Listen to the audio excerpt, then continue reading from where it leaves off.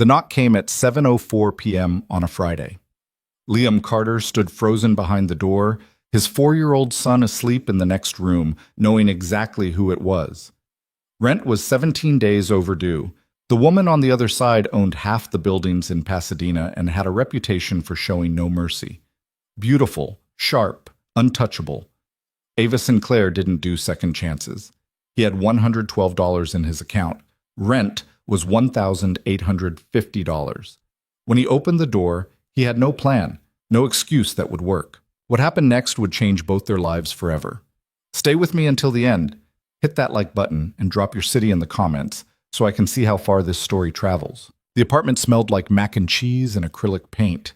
Liam Carter wiped his hands on his jeans, still streaked with burnt sienna from the canvas he'd abandoned an hour ago, and crossed the small living room toward the front door. The knock came again. Sharper this time. More insistent. The kind of knock that didn't ask permission. It demanded attention. He glanced back toward the hallway where Noah's door sat half open, a sliver of Buzz Lightyear nightlight spilling onto the worn carpet. His son had finally gone down after 3 stories, 2 glasses of water, and a negotiation about whether dinosaurs could actually fly. Liam couldn't afford for him to wake up. Not for this conversation. The knock came a third time. Liam twisted the deadbolt and pulled the door open. Ava Sinclair stood in the hallway like she'd stepped out of a magazine spread and accidentally wandered into the wrong zip code. Tailored black coat that probably cost more than 3 months of his rent. Heels that clicked with authority on cheap linoleum. Dark hair pulled back in a way that looked effortless but wasn't. The kind of style that required time and money and a life that didn't involve scraping by. She was 28, maybe 29. He'd seen her exactly twice before. Once when he signed the lease 14 months ago, her assistant doing most of the talking while she reviewed paperwork with the focus of someone who saw numbers instead of people. Once when she'd toured the building with some investor type in an expensive suit, both of them nodding at clipboards and talking about ROI and property value. Like the people living here were just data points. She didn't smile now. "Mr. Carter." Her voice was cool, professional. The kind of tone that came from too many conversations just like this one. "Miss Sinclair." Her eyes flicked past him into the apartment, taking inventory in the way people with money always did. The second-hand couch with the tear in the armrest covered by a throw blanket. The toy cars scattered near the TV stand. The stack of bills on the kitchen counter he'd shoved aside earlier. The half-finished painting propped against the wall behind the couch. A street scene he'd been working on for 3 weeks. She didn't linger. Her gaze came back to him, cool and assessing, and he felt himself being measured against some invisible standard he already knew he'd failed. "You know why I'm here." It wasn't a question. "Yeah." He kept his voice low, conscious of Noah sleeping 20 feet away. "I know. 17 days. I'm aware." She tilted her head slightly, the movement sharp and deliberate. "Then you also know I don't extend grace periods." "I figured." A beat of silence stretched between them. Somewhere down the hall a door slammed. Someone's TV blared through thin walls. A game show, all bright music and fake enthusiasm. A dog barked. The building hummed with the white noise of other people's lives, continuing on while his teetered on a cliff edge. Ava's expression didn't shift. No sympathy, no impatience, just a flat business-like neutrality that was somehow worse than anger would have been. "I've got 3 other properties with tenants who think tears and excuses buy them time," she said. "I'm not interested in either. I'm not offering any." That seemed to catch her off guard. Her eyebrow lifted, just barely, a millimeter of movement that might have been surprise or might have been skepticism. Liam exhaled slowly. His chest felt tight, like someone had wrapped a band around his ribs and pulled until breathing took effort. He thought about Noah asleep in the next room, that dinosaur blanket tucked up under his chin. Thought about the eviction notice that would come next if he didn't figure this out. Thought about the painting stacked in his bedroom closet that no gallery had ever wanted, that no buyer had ever seen. He did the only thing he could think of. "You want to come in?" Ava blinked. "Excuse me?" "Come inside, just for a minute." He stepped back, holding the door open wider. "I'm not going to waste your time, but if you're going to kick us out, you should at least know what you're kicking out." She stared at him like he'd suggested something obscene, like tenants didn't invite landlords into their apartments to bargain, like this wasn't how things were done. Mr. Carter, I'm not here to tour your living situation. I'm here to collect what you owe or serve notice. I get that, but I don't have the money. Then we're done here. I have something else. Ava's jaw tightened. A muscle twitched near her temple. I don't take jewelry, electronics, or sob stories. Not asking you to. Liam nodded toward the interior of the apartment. 5 minutes, that's all I'm asking. She studied him. He could see the calculation happening behind her eyes, the weighing of whether this was worth her time or just another desperate tenant grasping at straws, trying to delay the inevitable. Her gaze dropped to his paint-stained hands, the streaks of color that had become so permanent he didn't notice them anymore, then lifted back to his face. Finally, she sighed. 5 minutes. She stepped inside and Liam closed the door behind her. The apartment felt smaller with her in it. She stood near the entrance, arms crossed over her chest, her coat still buttoned all the way up. She didn't sit, didn't relax, didn't take off her coat like she planned to stay. Just waited, radiating the kind of controlled impatience that came from running a business where every minute had a dollar value attached. Liam moved toward the far wall where 3 canvases leaned against the baseboard, half hidden behind the couch. He crouched down and pulled the first one forward, angling it so she could see. It was a street scene, Pasadena at dusk. The old buildings on Colorado Boulevard bathed in amber light, shadows stretching long across empty sidewalks. He'd painted it from memory, working late at night when the city was quiet, and he could almost pretend he wasn't drowning. The detail was meticulous. Every brick rendered, every window reflection caught, every crack in the pavement mapped out like it mattered. Ava glanced at it. Her expression didn't change. She said nothing. He pulled out the second painting. This one was different. A close-up of hands, worn hands, calloused, the kind that had worked hard for a long time and carried the proof in every scar and callus. They were wrapped around a chipped coffee cup, knuckles prominent, veins visible under thin skin. Still nothing from Ava. The third painting made her pause. It was a figure on a bench in a park, hunched forward, face hidden in their hands. The posture screamed exhaustion, the kind that went bone deep and didn't lift with a good night's sleep. But the background told a different story. Trees in full bloom, sunlight breaking through branches in shafts of gold, flowers bright against green grass. The contrast was deliberate, despair framed by beauty, hopelessness surrounded by life. Ava's expression didn't change, but her eyes stayed on the canvas a fraction longer than they had the others. Liam stood, wiping his palms on his jeans. I paint. Have been since college. Sold a few pieces here and there over the years, but nothing consistent, nothing that pays the bills or even comes close. He gestured toward the paintings leaning against the wall. I've got about 20 more in the bedroom, different styles, different subjects. Some are better than these, some aren't. And you're telling me this because... Her voice was flat, unimpressed. Because I'm offering them to you, not as a gift, as payment.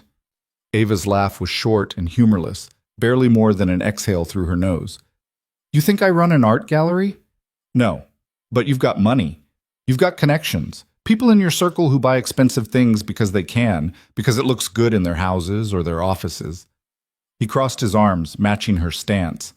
I'm not asking you to hang them in your living room. I'm asking you to take them, do whatever you want with them, sell them, throw them away. I don't care, and give me time to catch up. Time. 60 days, 2 months. I've got freelance work coming in, just not enough yet. But it's building. I've got 3 projects lined up. I just need... Everyone needs time, Mr. Carter. Ava's voice cut through his words like a blade. Time doesn't pay my mortgage. It doesn't cover property taxes or maintenance costs or the insurance premiums on 6 buildings. You know what does? Rent. On time. Every month. That's how this works. I know. Then you know this is a business, not a charity. I'm not asking for charity. His voice came out harder than he meant it to. He took a breath, softened his tone. I'm offering a trade. Paintings for time. You get something with actual value, something you could sell if you wanted. I get a chance to keep a roof over my son's head. Ava's gaze drifted past him, toward the hallway where Noah's door stood ajar. For a moment, just a flicker, something shifted in her expression. Too quick to name, gone before he could read it properly. She looked back at the paintings propped against the wall. How much do you think these are worth? Liam hesitated. This was the question that always tripped him up. Price too high and he looked delusional. Price too low and he devalued his own work. I've sold pieces for anywhere between $300 and $2,000, depending on size and who's buying. So you're offering me maybe $6,000, $7,000 worth of art, if I'm lucky and find the right buyer, in exchange for letting you stay rent-free for 2 months.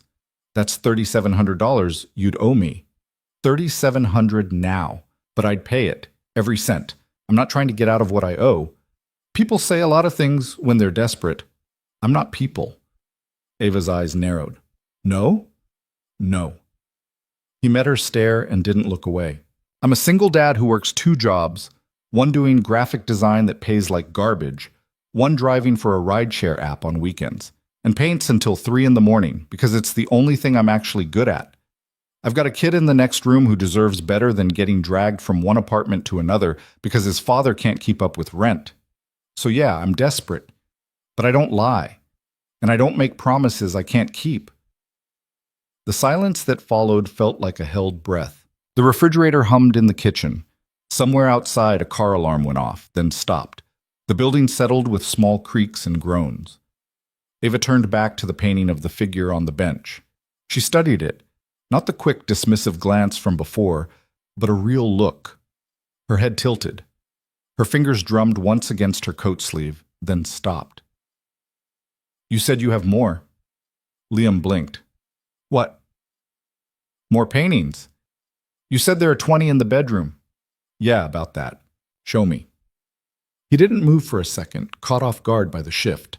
Then he nodded and led her down the narrow hallway, past the bathroom with its dripping faucet he kept meaning to fix, past Noah's room where he paused to glance inside. His son was still asleep. Small form curled under the dinosaur blanket, one arm flung over a stuffed giraffe that had seen better days. His face was peaceful in a way that made Liam's chest ache. 4 years old, and already he'd been through more upheaval than any kid should have to handle. Liam's bedroom was at the end of the hall. He pushed the door open and flicked on the overhead light. The room was a disaster. Clothes piled on a chair in the corner, a stack of unpaid bills on the nightstand next to a water glass and his phone charger. A twin bed shoved against one wall, unmade, sheets tangled, but the opposite wall, that was all canvas. Paintings leaned in rows, stacked 2 and 3 deep against the wall. Some were framed in cheap frames from the craft store.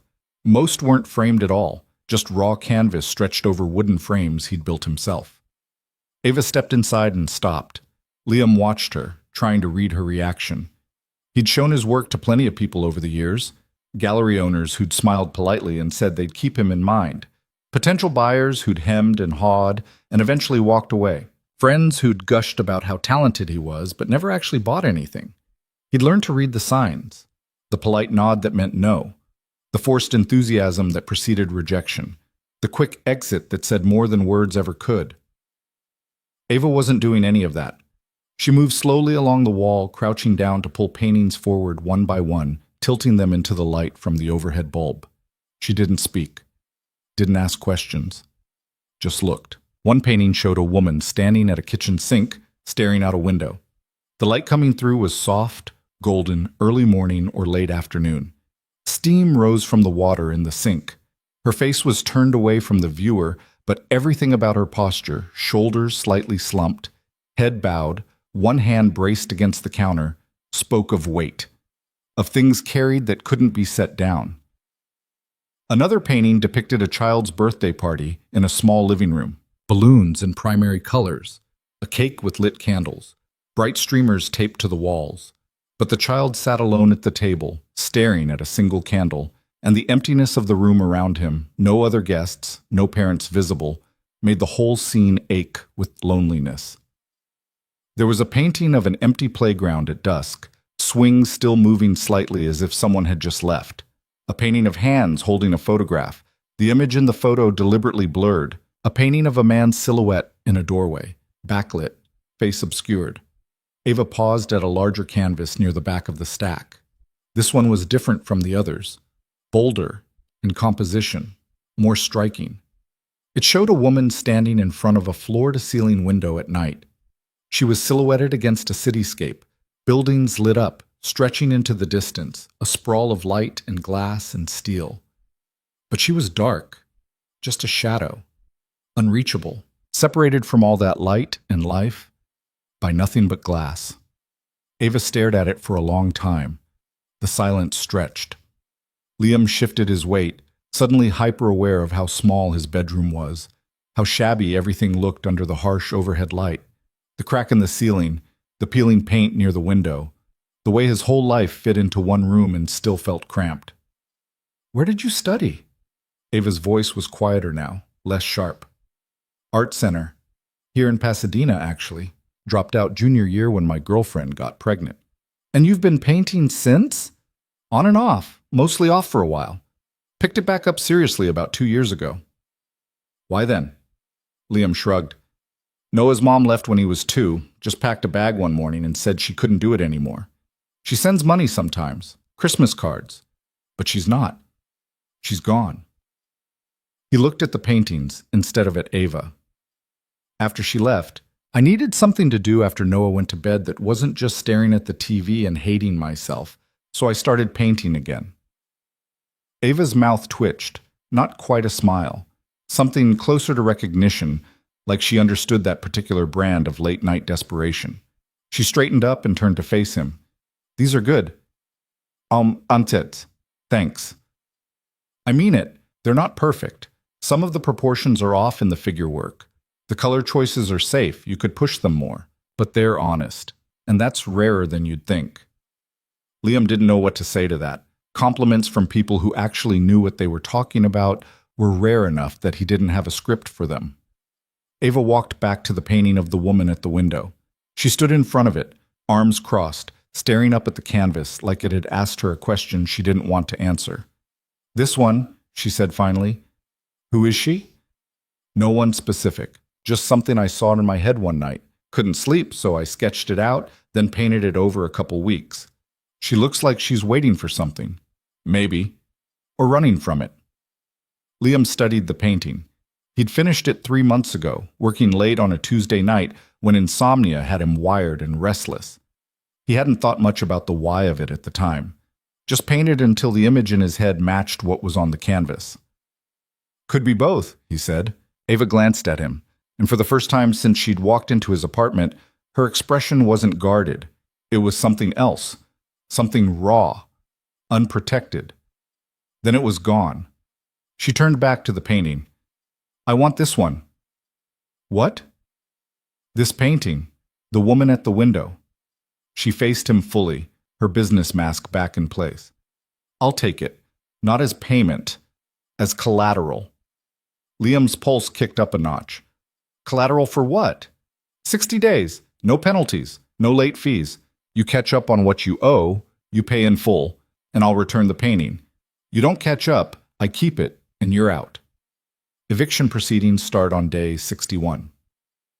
He stared at her, trying to process what he was hearing. "You're serious?" "Do I look like I joke about business?" "No, but why? Why would you do this?" "Because I don't like wasted potential." She nodded toward the painting on the wall.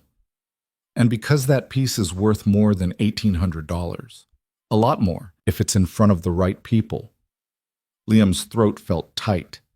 He wanted to argue, to ask what the catch was, to figure out the angle. Nobody did things like this. Nobody gave breaks to broke single dads who couldn't make rent, not landlords, not people with money. But he didn't argue, because he needed this. Needed it more than pride, more than suspicion, more than the nagging voice in his head that said things like, "This didn't happen to people like him." "Okay," he said. "Okay? Yeah, it's a deal." Ava extended her hand. Liam shook it. Her grip was firm, businesslike, no nonsense, but her fingers were warm, and the handshake lasted a second longer than it needed to. "I'll send someone to pick it up tomorrow afternoon," she said. "And Mr. Carter? Yeah? Don't make me regret this." She turned and walked out of the bedroom, her heels clicking against the hardwood floor in the hallway. Liam followed her back to the front door. She paused before leaving, her hand on the doorknob, glancing once more around the apartment. Her gaze landed on the toy cars by the TV, the stack of picture books on the coffee table, the small sneakers by the door. "Your son," she said. "How old is he?" "4, just turned 4 in August." "What's his name?" "Noah." Something flickered across her face. "That's a good name." "Thanks." She looked at him then, really looked at him, and for just a moment the cool professional facade cracked, and he saw something underneath. Something lonely. "He's lucky to have you," she said quietly. Before Liam could respond, before he could figure out what to say to that, she was gone. The door clicked shut behind her, and he was alone in his apartment again. He stood in the small entryway, staring at the closed door, his heart still hammering in his chest. Behind him, the apartment was silent except for the hum of the refrigerator and the faint sound of Noah's breathing from down the hall. Liam walked to the couch and sat down heavily. 60 days. He pulled out his phone and opened his bank app. The balance hadn't magically changed. Still $112. Still not nearly enough. But now he had time. He opened his email and started scrolling through job boards, looking for freelance gigs he could pick up. Graphic design work, logo jobs, website mock-ups, anything that paid. His eyes burned, his back ached. He had 1,000 things to worry about and no clear path to solving any of them. But for the first time in weeks, the panic that had been sitting on his chest like a weight eased just slightly. He had 60 days. He could work with that. But yeah, the next morning, Liam woke to the sound of Noah jumping on his bed. "Dad, Dad, Dad, Dad." Each word punctuated by a bounce. "I'm awake, I'm awake." Liam groaned and cracked one eye open. Sunlight sliced through the blinds in bright bars. His phone on the nightstand said 7:42 a.m. Noah bounced again, his dinosaur pajamas, covered in T-Rexes and pterodactyls, practically glowing in the morning light. His dark hair stuck up in every direction. He had a smear of what might have been toothpaste on his chin. "Can we have pancakes?" "Sure, bud." "With chocolate chips?" "Don't push it." Noah giggled, that pure, unself-conscious sound that only kids could make, and launched himself off the bed, racing toward the kitchen in his bare feet. Liam dragged himself upright, every muscle protesting. His back complained loudly about too many nights on a mattress that had given up any pretense of support years ago. He shuffled to the bathroom, splashed water on his face, and tried to look like a functional human being. In the kitchen, Noah had already climbed onto his chair at the small table and was drumming his hands on the surface in anticipation, a rhythm only he understood. The kitchen was barely big enough for 2 people. Liam pulled out the pancake mix from the cupboard, the cheap store brand that required you to add your own eggs and milk, and got to work. As the batter sizzled on the griddle, he replayed the previous night in his head. Ava Sinclair standing in his apartment, looking at his paintings, the deal she'd offered. It still didn't feel real. People like her didn't give people like him breaks. That wasn't how the world worked. "Dad?" "Yeah, bud?" "Why was the pretty lady here last night?" Liam glanced over his shoulder. Noah was watching him with those big brown eyes that saw way too much. "You were supposed to be asleep." "I woke up. I heard talking." "She's the landlady. She came to talk about some apartment stuff." "Is she nice?" Liam thought about that while he flipped the pancakes. Was Ava nice? He didn't know. She'd been professional, fair maybe, but nice implied something warmer than what he'd seen. "I think so," he said finally. "Yeah." "She smelled like flowers." "Did she?" Noah nodded solemnly, his expression serious in the way only a 4-year-old's could be when discussing important matters, like the purple ones at the park. "Lavender?" "Yeah, those." Liam plated the pancakes, 2 for Noah, 1 for himself, and set them on the table. Noah attacked his immediately, drowning them in syrup until the plate was more liquid than solid. "Whoa, easy on the syrup there, bud. But it's good. Your teeth are going to fall out. Will the tooth fairy come?" Not until you're older. Noah considered this while chewing. How much older? Couple years. That's forever. Yeah, I know. They ate in comfortable silence. Liam's phone buzzed twice, emails he'd deal with later. Outside, traffic hummed. A garbage truck rumbled past. The building came alive with the sounds of Saturday morning. After breakfast, they got dressed and walked to the park 3 blocks away. It was one of the few things in Pasadena that was free, and Noah could burn off energy while Liam sat on a bench and tried to figure out his next move. At 10:17 a.m., someone knocked on the apartment door. They'd gotten back from the park 20 minutes earlier. Noah was on the living room floor, building an elaborate tower with blocks that would inevitably collapse. Liam was at the kitchen counter, laptop open, trying to draft a proposal for a potential client. He opened the door to find a guy in his 20s, athletic build, wearing a polo shirt with a logo Liam didn't recognize. He held a clipboard. Liam Carter? That's me. I'm here to pick up a painting. Miss Sinclair sent me. Right, of course. She'd said she'd send someone. Liam led him to the bedroom and helped carry the canvas of the woman at the window out of the apartment, down the hallway, and out to a white van parked on the street. The guy had brought proper packing materials, blankets, padding, straps to secure it. They loaded it carefully into the back. She must really like your work, the guy said as he adjusted the straps. I guess.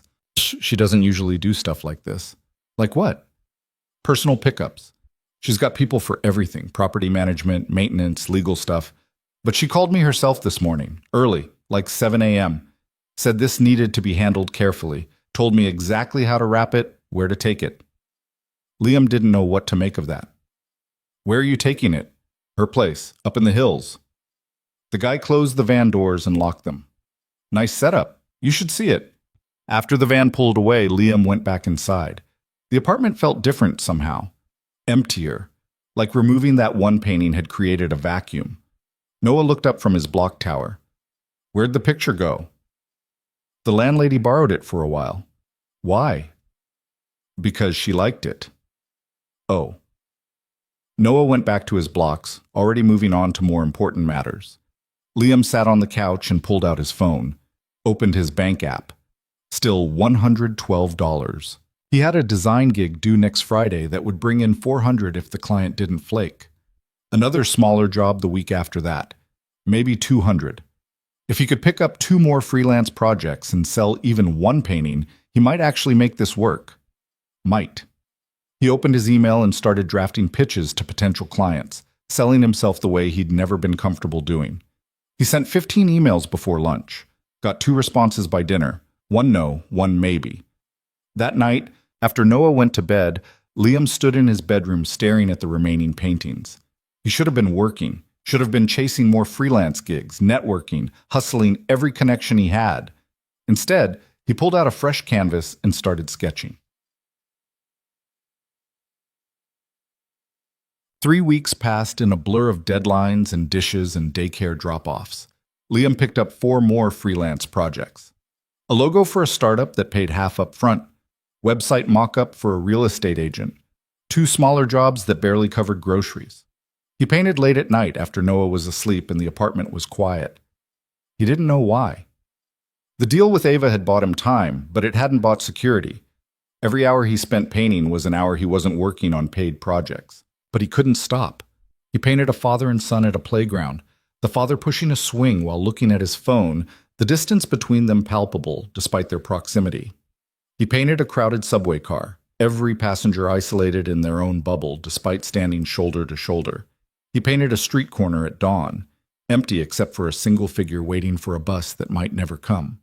On the 21st day, he sold a painting. Not for much, $600 to a couple in their 60s who'd seen his work at a coffee shop on Lake Avenue, where he'd convinced the owner to let him hang 3 pieces.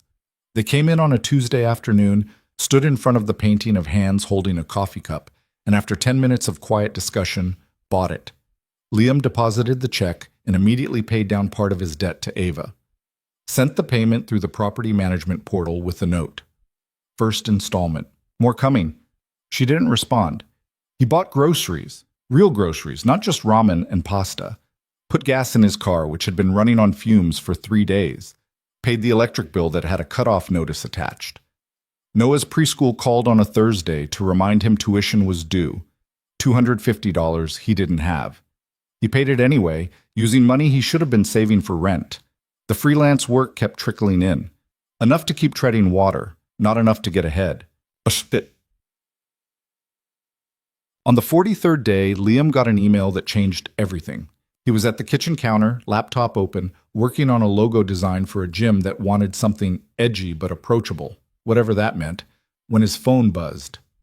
New email. Subject line. Inquiry. Commission work. He almost deleted it as spam, but something made him open it. Mr. Carter, I recently viewed your piece Window at a private showing and was deeply impressed by both the emotional depth and technical skill demonstrated in the work. The composition is striking and the execution is professional grade. I'm interested in commissioning a portrait piece for my office, something large scale that conveys strength and resilience. I believe your style would be an excellent fit for what I have in mind.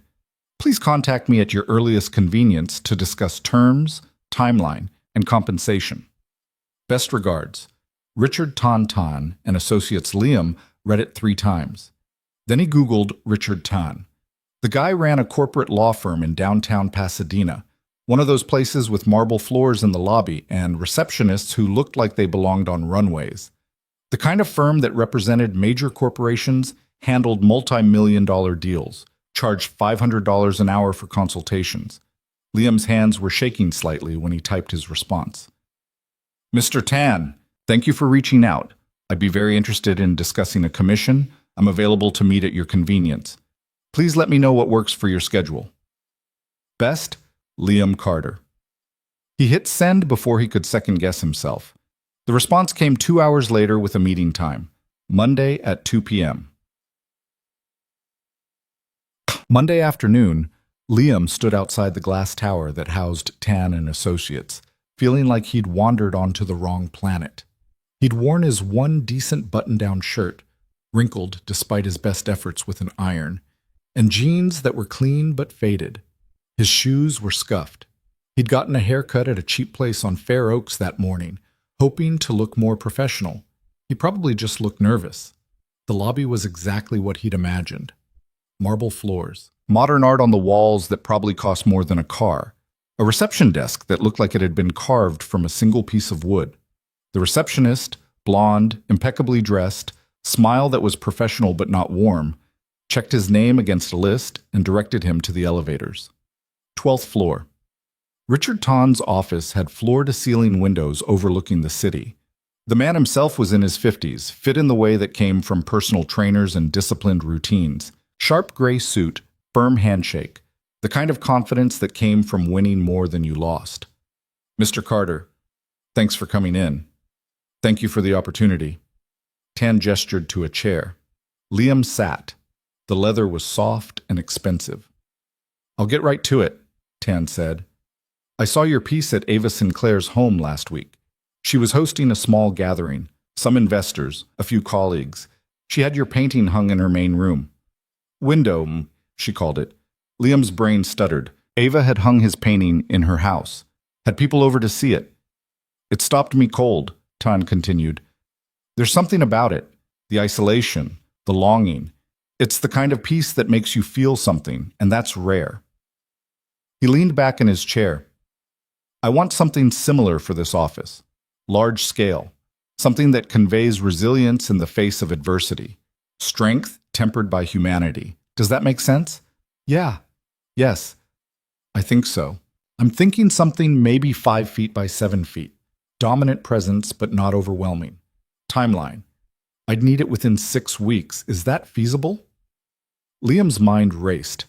6 weeks was tight for a piece that size, especially while juggling everything else. But he'd make it work. Yes, that's doable. Good. Tan pulled out a folder, slid a paper across the desk. This is a standard commission agreement. You'd retain all rights to reproduce the image, but I'd own the physical piece. And as for compensation, I'm thinking $10,000. Half up front, half on delivery. Liam's heart stopped. $10,000. He must have misheard. I'm sorry, could you repeat that? 10,000. Is that acceptable, or were you thinking higher? No, no, that's more than acceptable. Tan smiled. Excellent. If you're agreeable to the terms, we can have contracts drawn up by end of week. They shook hands. Liam signed preliminary paperwork. Walked out of that building 40 minutes later feeling like the ground had shifted under his feet. $10,000. $5,000 up front. He could pay Ava back in full. Could get ahead on rent for the first time in over a year.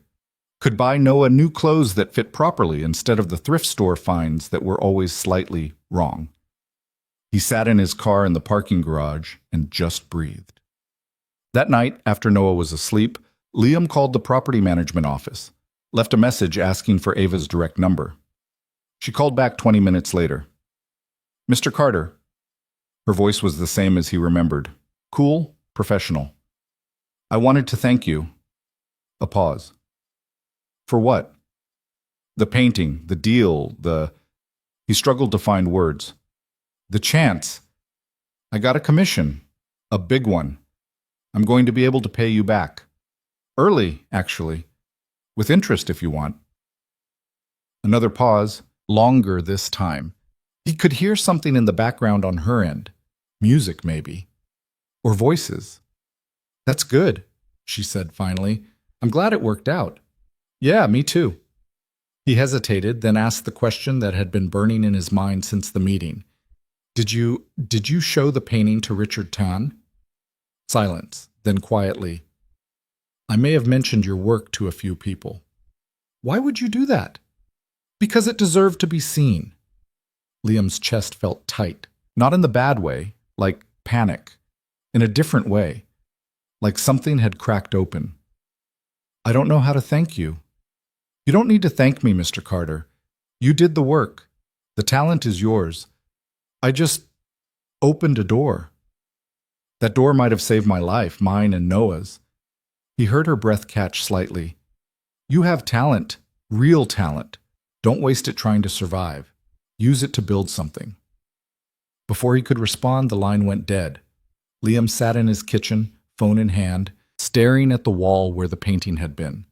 The space felt empty now, but somehow also full of possibility. Noah padded in from the hallway, rubbing his eyes, dragging his stuffed giraffe by one leg. Dad? You okay? Liam set the phone down and scooped his son up, holding him close, breathing in the smell of kid shampoo and sleep. Yeah, bud, he said softly. I think we're going to be okay.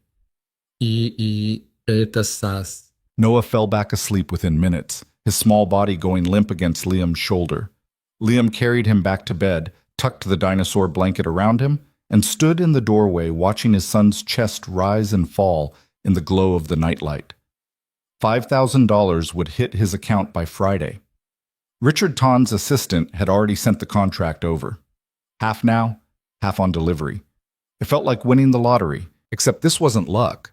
This was someone believing his work was worth something, someone being Ava Sinclair. He still couldn't wrap his head around it. She'd hung his painting in her home, invited people over, showed it to a lawyer who could write checks with more zeros than Liam usually saw in a year. Why? The question nagged at him as he walked back to the kitchen and opened his laptop. He pulled up the property management portal and navigated to his account. The balance showed what he owed, $3,700 for the 2 months, plus the original $1,850 from the initial overdue rent. $5,500 total. When the commission money cleared, he could pay it all. Clear the debt, start fresh. His finger hovered over the keyboard. Then he closed the laptop. It was past midnight.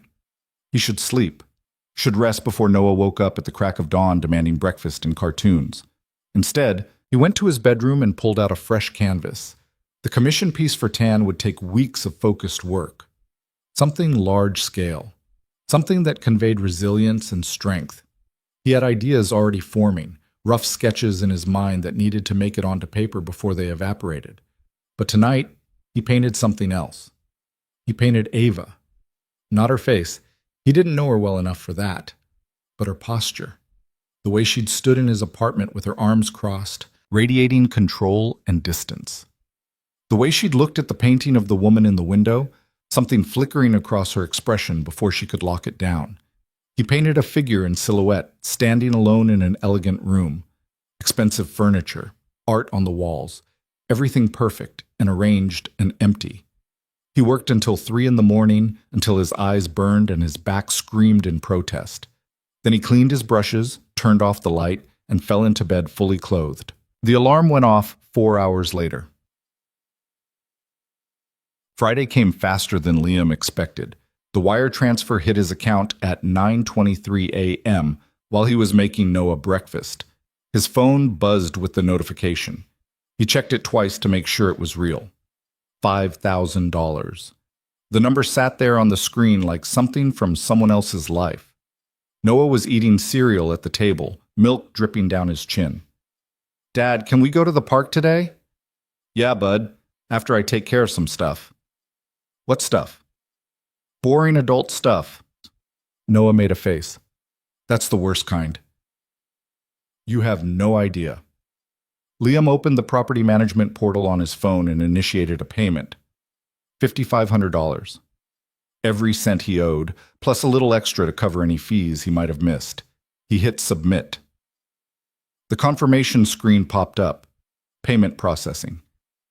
Something in his chest loosened. Not all the way. There were still bills, still expenses, still the constant background hum of financial anxiety that never fully went away. But this particular weight, the one that had been sitting on him since that Friday night when Ava knocked on his door, lifted. He could breathe. His phone rang 20 minutes later. Unknown number. He almost didn't answer. "Hello? Mr. Carter? It's Ava Sinclair." His pulse kicked up. "Hi, I just submitted the payment. It should... I saw. That's why I'm calling." He waited. "You didn't have to pay it all at once," she said. "I wanted to. We had a deal, 60 days. I'm paying early."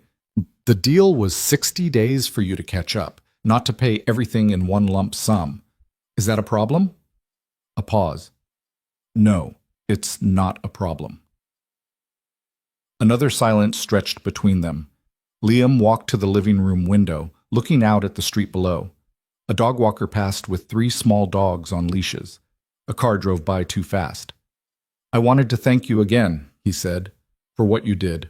With Tan. With everything. You already thanked me." "I know, but I don't think you understand what this means. For me and Noah." "I think I have some idea." "Do you?" The question came out sharper than he meant it. Not angry, just genuine. Because how could she understand? Someone who owned multiple properties, who wore coats that cost more than his monthly rent, who moved through the world with the kind of confidence that came from never having to worry about keeping the lights on. "Maybe I don't," Ava said quietly. "But I know what it's like to need a break and not get one. I know what it's like when no one believes in what you're trying to build." Liam didn't know what to say to that. "The painting," Ava continued, "the one I took as collateral. I'd like to buy it from you, outright." "What?" "I'm offering to purchase it. Name your price." His brain stalled. "You don't have to do that. The deal was you'd return it when I paid. The deal was I'd return it if you wanted it back. Do you?" He thought about the painting, the woman at the window, the isolation and longing and distance he'd poured into it without really understanding why. "How much are you offering? What do you think it's worth?" "I sold a painting last month for $600. That painting is worth more than $600, and you know it. Then you tell me." $5,000. Liam almost dropped the phone. No, that's too much. It's what I'm willing to pay." "Ava, that's Ms. Sinclair," she corrected, but her voice was softer than the words. "Ms. Sinclair, I can't accept that." "Why not?" "Because you already gave me a break on rent. You already showed my work to Tan. You've done enough." "I'm not offering this because I feel sorry for you, Mr. Carter. I'm offering it because I want the painting. It belongs in my home. And $5,000 is a fair price for the work." He paced the length of the living room. Noah had abandoned his cereal and was now building something elaborate with blocks on the floor, narrating a story to himself about dinosaurs and spaceships. "Can I think about it?" Liam asked. "Of course, but I'd like an answer by next week." "Okay." "And Mr. Carter?" "Yeah?" "Congratulations on the commission. Richard spoke very highly of you after your meeting. He did? He said you were professional, talented, and that you understood what he was looking for without needing it spelled out. That's rare. Liam's throat felt tight. Thanks. After she hung up, he stood by the window for a long time, watching the street below and trying to figure out what had just happened. The weekend passed in a blur of normalcy that felt almost foreign. Saturday, Liam took Noah to the Natural History Museum. They wandered through the dinosaur exhibits, Noah's eyes huge as he stared up at the massive skeletons suspended from the ceiling. They ate overpriced chicken nuggets in the cafeteria and bought a small plastic triceratops from the gift shop. Sunday, they went to the park. Noah ran himself ragged on the playground while Liam sat on a bench sketching in a small notebook he'd started carrying everywhere. Ideas for the Tan Commission, compositional studies, figure work. A woman sat down on the other end of the bench, mid-30s, tired eyes, watching a little girl on the swings. How old's yours yet? She asked. 4. Yours? 5. Just started kindergarten. They sat in companionable silence for a while, two parents enjoying a rare moment of peace while their kids burned energy. Single parent? She asked. Yeah, you? Divorced. 2 years now. She smiled, but it didn't quite reach her eyes. It gets easier, they say. Does it? Not sure yet. I'll let you know when I find out. Liam laughed. It felt good. Monday morning, he dropped Noah at preschool and went home to work. The commission piece wasn't going to paint itself, and 6 weeks was tighter than he'd initially thought. He needed to nail down the concept, do preliminary sketches, figure out the composition. He worked for 6 hours straight, barely stopping to eat. By the time he picked Noah up at 3, his back ached and his hand was cramping, but he had something. A sketch that worked, a direction that felt right. That evening, after Noah was in bed, Liam opened his laptop and drafted an email to Ava. Ms. Sinclair, I've thought about your offer. $5,000 for this painting feels generous, more than generous. But if that's what you think it's worth, then I accept. I appreciate everything you've done. More than I can put into words. Liam Carter. He read it 3 times, changed a few words, then hit send before he could second-guess himself. The response came an hour later. Mr. Carter, I'll have the payment transferred tomorrow. The painting will remain where it is. Best of luck with the Tan Commission. A.S. Short, professional. Exactly what he expected. But something about it felt off, like there was more she'd wanted to say but hadn't. He closed the laptop and went to bed. The next 3 weeks were a grind. Liam worked on the Tan Commission during every spare moment, early mornings before Noah woke up, late nights after he went to bed. The hours in between filled with freelance work and parenting and the 1,000 small tasks that made up a life. The painting took shape slowly. He'd settled on a composition that showed a figure, androgynous, powerful, standing at the base of a mountain, looking up. The mountain was massive, overwhelming, but the figure's posture suggested determination. Not defeat, not yet. It was ambitious. Maybe too ambitious, but it felt right. He worked in layers, building depth and texture. The mountain in shades of gray and blue, the figure in warmer tones, browns and golds, human against stone. Noah mostly left him alone when he was painting, understanding in that intuitive way kids had that this was important. But sometimes he'd wander in, climb onto Liam's lap, and watch in silence. What are you making? Dad? Something for work. Is it good? I don't know yet, bud. I think it's good. Liam kissed the top of his head. Thanks. On a Thursday afternoon, 3 weeks into the commission, Liam's phone rang. Unknown number again. Hello? Mr. Carter, this is Margaret Chen. I'm calling from the Huntington Gallery. Liam's hand tightened on the phone.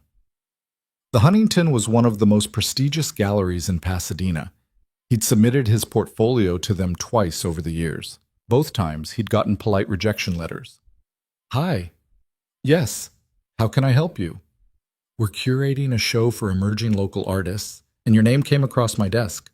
I understand you're currently working on a commission for Richard Tan. I am, yeah. Would you be interested in showing some of your other work at the gallery? We're looking for pieces that demonstrate emotional depth and technical skill. Based on what I've seen, I think you'd be a strong fit. Liam sat down heavily on the couch. I'm sorry. What you've seen? I haven't submitted anything recently. Ava Sinclair forwarded your portfolio along with some images of your work. She spoke very highly of your talent. Of course she did. I'd be very interested, Liam managed. What's the timeline? The show opens in 2 months. We'd need the pieces delivered 6 weeks from now for curation and framing. Is that feasible? Yes, absolutely. They talked details for another 10 minutes. How many pieces, dimensions, framing requirements. Margaret promised to send a formal contract by end of week. After hanging up, Liam just sat there. Ava had sent his portfolio to the Huntington Gallery. She'd opened another door, a bigger one this time. He pulled up her contact information and typed out a text before he could overthink it. I just got a call from the Huntington Gallery. Thank you. Again.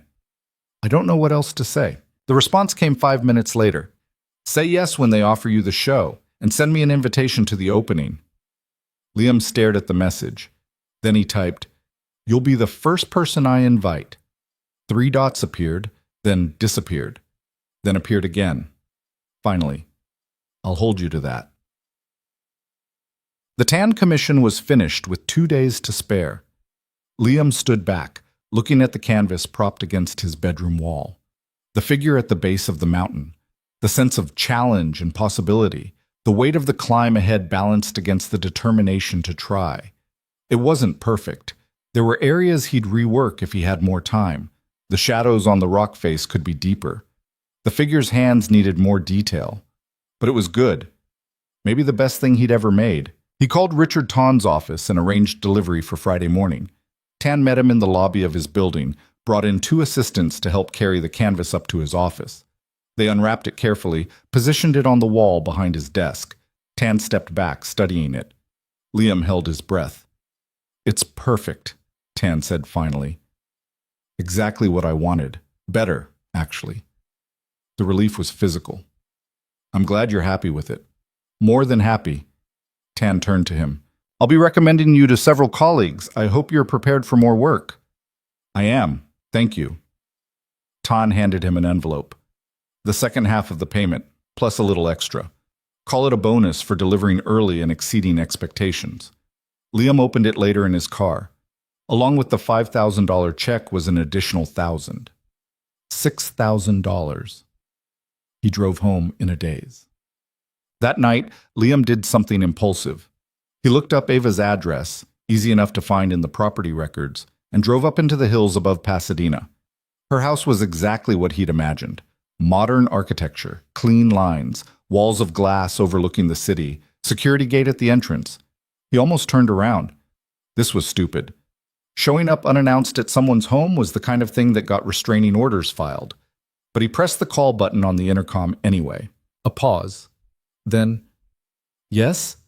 Miss Sinclair, it's Liam Carter. I know I should have called first, but the gate buzzed and swung open. He drove up a curved driveway to a house that looked like it belonged in an architecture magazine. Warm light glowed from inside. He could see the city spread out below, a carpet of light stretching to the horizon. Ava opened the door before he could knock.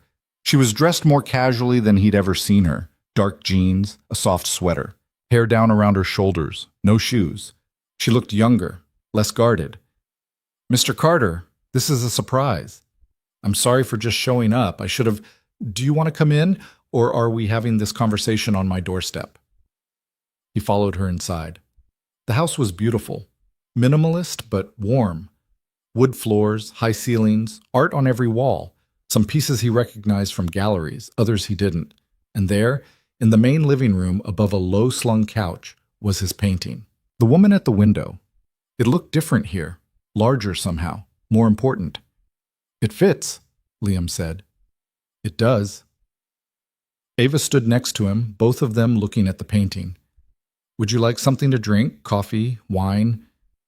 Wine, if you're offering. She poured 2 glasses of red and handed him one. They sat on the couch below the painting, an appropriate distance between them. I finished the tan commission today. Liam said. He loved it, paid me a bonus. That's wonderful. And the Huntington called, confirmed the show. I'm delivering 6 pieces in a month. I heard. Margaret mentioned you'd accepted. Liam turned to look at her. Why are you doing this? Doing what? All of it. The deal on the rent, showing my work to Tan, sending my portfolio to the Huntington. You don't even know me. Ava took a sip of wine, looked at the painting on the wall. Do you want the real answer or the polite one? Real. I see myself in your work. She said it quietly, like an admission. That painting. The woman separated from everything by glass. That was me for a long time. Maybe still is. Liam didn't interrupt. I inherited my father's business when I was 26, Ava continued. He died suddenly. Heart attack. One day he was here, the next he wasn't. I was supposed to take over eventually, but not yet. Not that young. Everyone expected me to fail. Partners, investors, competitors. They were circling like sharks. But you didn't fail. No, I didn't. I worked 18-hour days, made decisions that cost me friendships, built walls between myself and everyone else because it was the only way to survive. She looked at him. I won. Built the business bigger than my father ever had, but I'm not sure what I won exactly. You have all this. Liam gestured at the house, the view, the life she'd built. I have things. That's not the same as having a life. The vulnerability in her voice caught him off guard. When I saw your paintings, Ava said, I saw someone who understood that. The isolation, the distance, but also someone who was fighting against it. Every piece you showed me had loneliness in it, but also connection, or the desire for it. She turned to face him fully. I wanted to help you because your work reminded me that I used to want things beyond success. Before I built all these walls, Liam didn't know what to say. I'm not looking for gratitude, Mr. Carter. I'm looking for... She stopped, shook her head. I don't know what I'm looking for. Liam? What? My name is Liam, not Mr. Carter. A small smile tugged at her mouth. Liam. And I think you're looking for the same thing everyone is. Something real. Something that isn't transactional. Is that what you think I am? Transactional? I think you've had to be. But I don't think that's who you want to be. Ava looked at him for a long moment. Then she stood and walked to the window, looking out at the city below. I host these gatherings, she said. Investors, business associates, people who might be useful. I serve expensive wine and show them art, and we talk about deals and opportunities. And the whole time I'm thinking about how empty it all feels. Then stop. It's not that simple. Why not? Because this is my life. This is what I built. So build something different. She laughed, but there was no humor in it. You make it sound easy. I'm not saying it's easy. I'm saying it's possible. Liam stood and joined her at the window. 6 weeks ago, I couldn't pay rent. I was terrified I'd lose my home and have to drag my kid through another move, another school, another upheaval. You gave me a chance, and that chance changed everything. Not because you threw money at me, but because you saw something worth investing in. Your talent? My talent was there the whole time. What changed was someone believing in it. He looked at her. Maybe you need someone to believe in you, not the business version, the real version. And who's going to do that? I don't know, but maybe start by believing in yourself. Ava's eyes glistened slightly. She blinked and looked away. They stood in silence for a while, the city lights spreading out below them like spilled stars. Thank you for coming, Ava said finally. I didn't realize how much I needed to hear that. Thank you for everything you've done, for me and Noah. She smiled. How is Noah? He's good. Great, actually, starting to ask when he can see the pretty lady who smells like flowers again. Ava laughed. He said that? His exact words. I'd like to meet him properly sometime, if that's okay. He'd like that.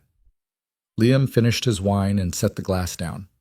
I should go. It's late, and I've got an early morning. Ava walked him to the door. Before he left, she said, Liam? Yeah? Don't be a stranger. He smiled. I won't. The drive home felt different somehow. Lighter. like something had shifted that he couldn't quite name but could definitely feel. When he got back to his apartment, Noah was asleep, and the babysitter he'd hired, a college student from down the hall, was watching TV on low volume. He paid her, locked up, and stood in the living room looking at the space where the painting used to be. It belonged where it was now, in Ava's home. Hanging above her couch. Maybe they both needed a reminder that walls could come down, that distance could close, that something real could exist in the spaces between transactions and survival. He went to bed feeling something he hadn't felt in years.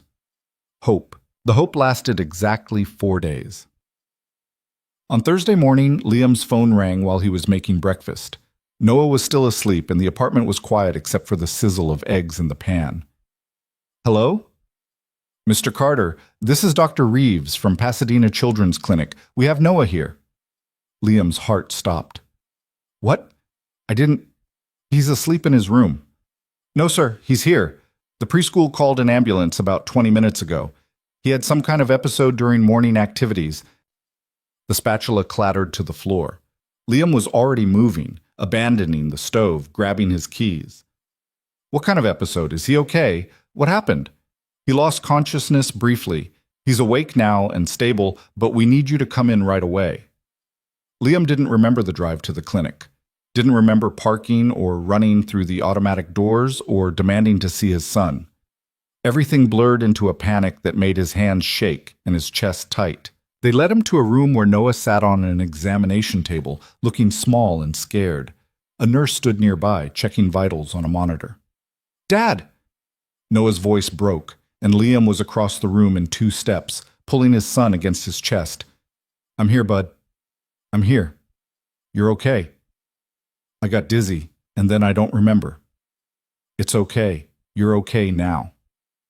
Dr. Reeves came in, a woman in her 40s with kind eyes and a no-nonsense demeanor. She waited for Liam to sit down before speaking. Noah experienced what we call a syncopal episode. He fainted. His teacher said he seemed fine one moment, then complained of feeling weird, and then he was on the floor. Why? What caused it? That's what we need to figure out. It could be something benign, dehydration, low blood sugar. But given his age and the sudden onset, I want to run some tests to rule out cardiac issues. The word cardiac hit Liam like a punch. His heart? It's likely nothing serious, but we need to be thorough.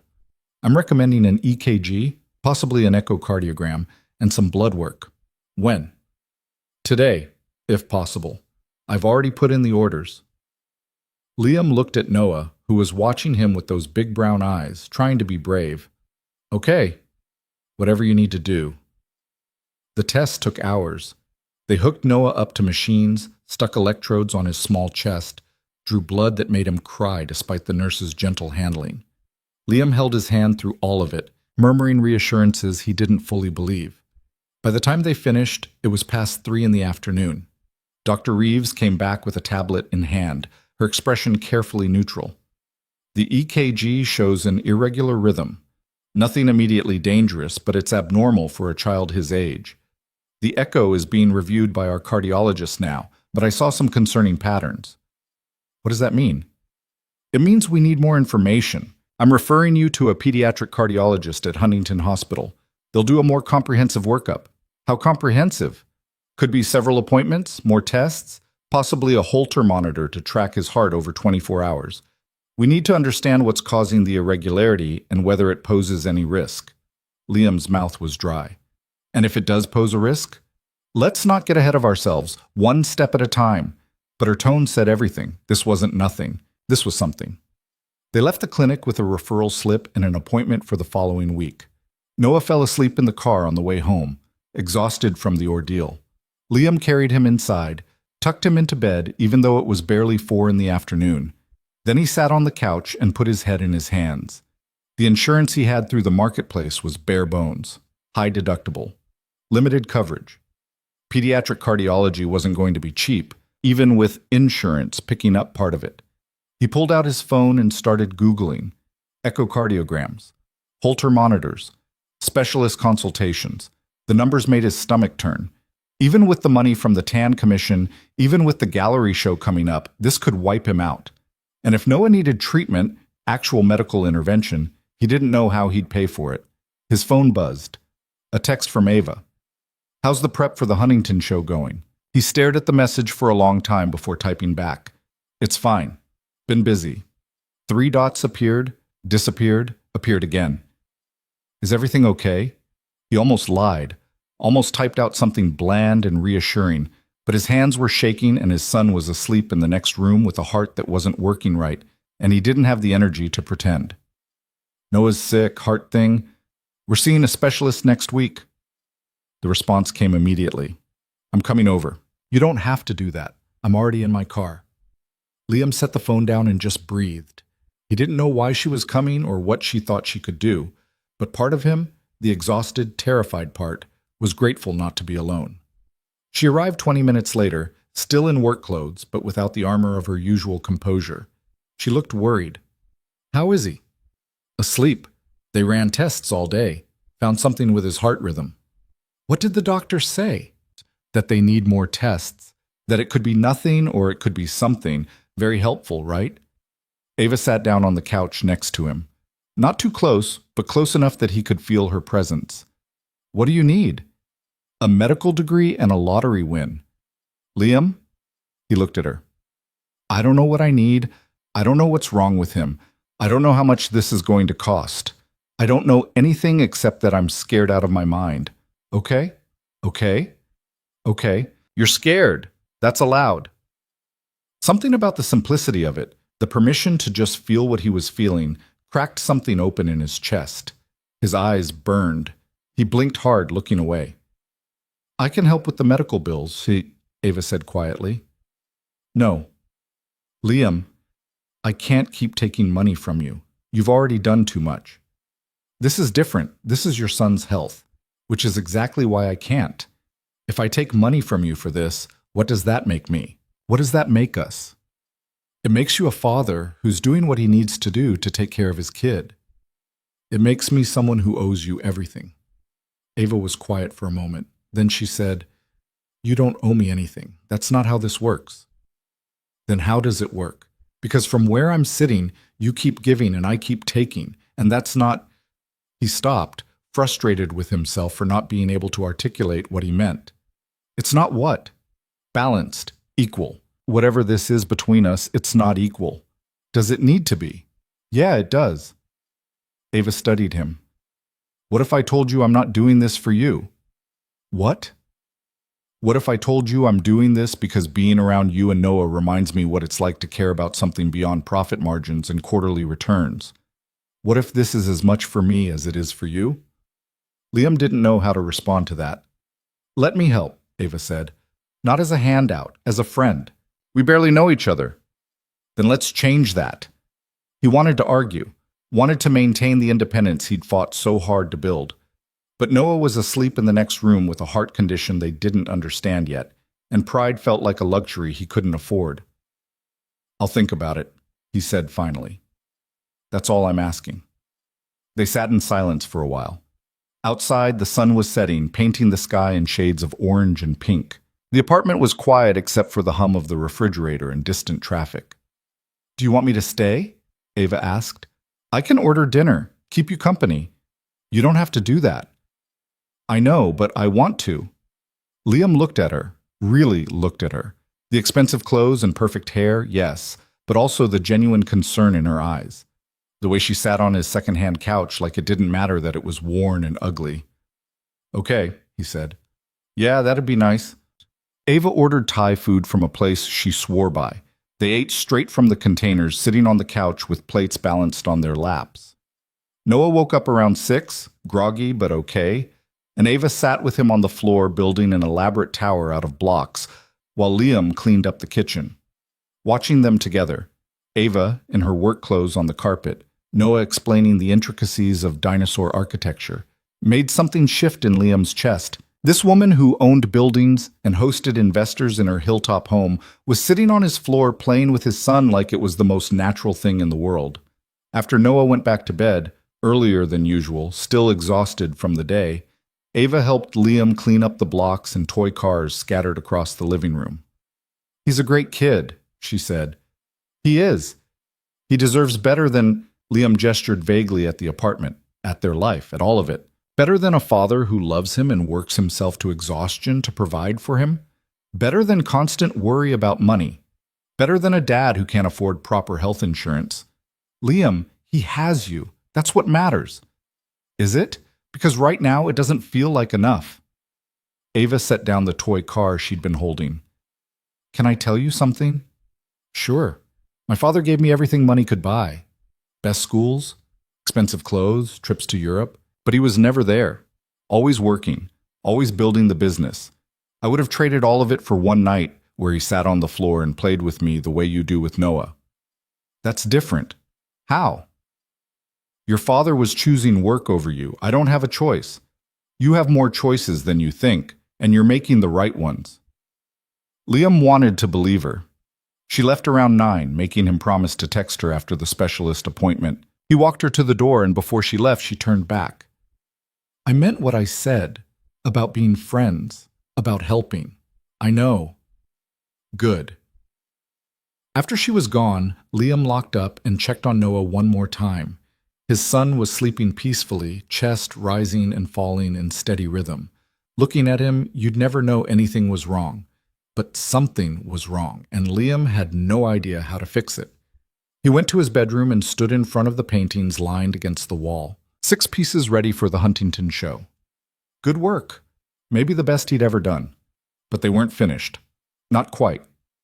He pulled out a fresh canvas and started sketching. Not for the show, not for a commission, just for himself. He sketched a father holding a child, both of them looking up at something beyond the frame. The father's face showed fear, but also determination. The child's face showed trust. He worked until past midnight, blocking in shapes and values, establishing the composition. This one mattered more than any commission. This one was about something real, too. The week crawled by. Noah seemed fine, running around, eating normally, being his usual energetic self. But Liam watched him like a hawk, alert for any sign of dizziness or weakness. The specialist appointment was scheduled for Tuesday. Liam had already arranged to take the whole day off from freelance work, had already mentally prepared himself for whatever news they'd get. Monday night, he couldn't sleep. He lay in bed staring at the ceiling, running through worst-case scenarios his brain supplied with cruel efficiency. His phone lit up on the nightstand, a text from Ava. Still awake? Yeah, can't sleep. Me neither. Want company? He should have said no.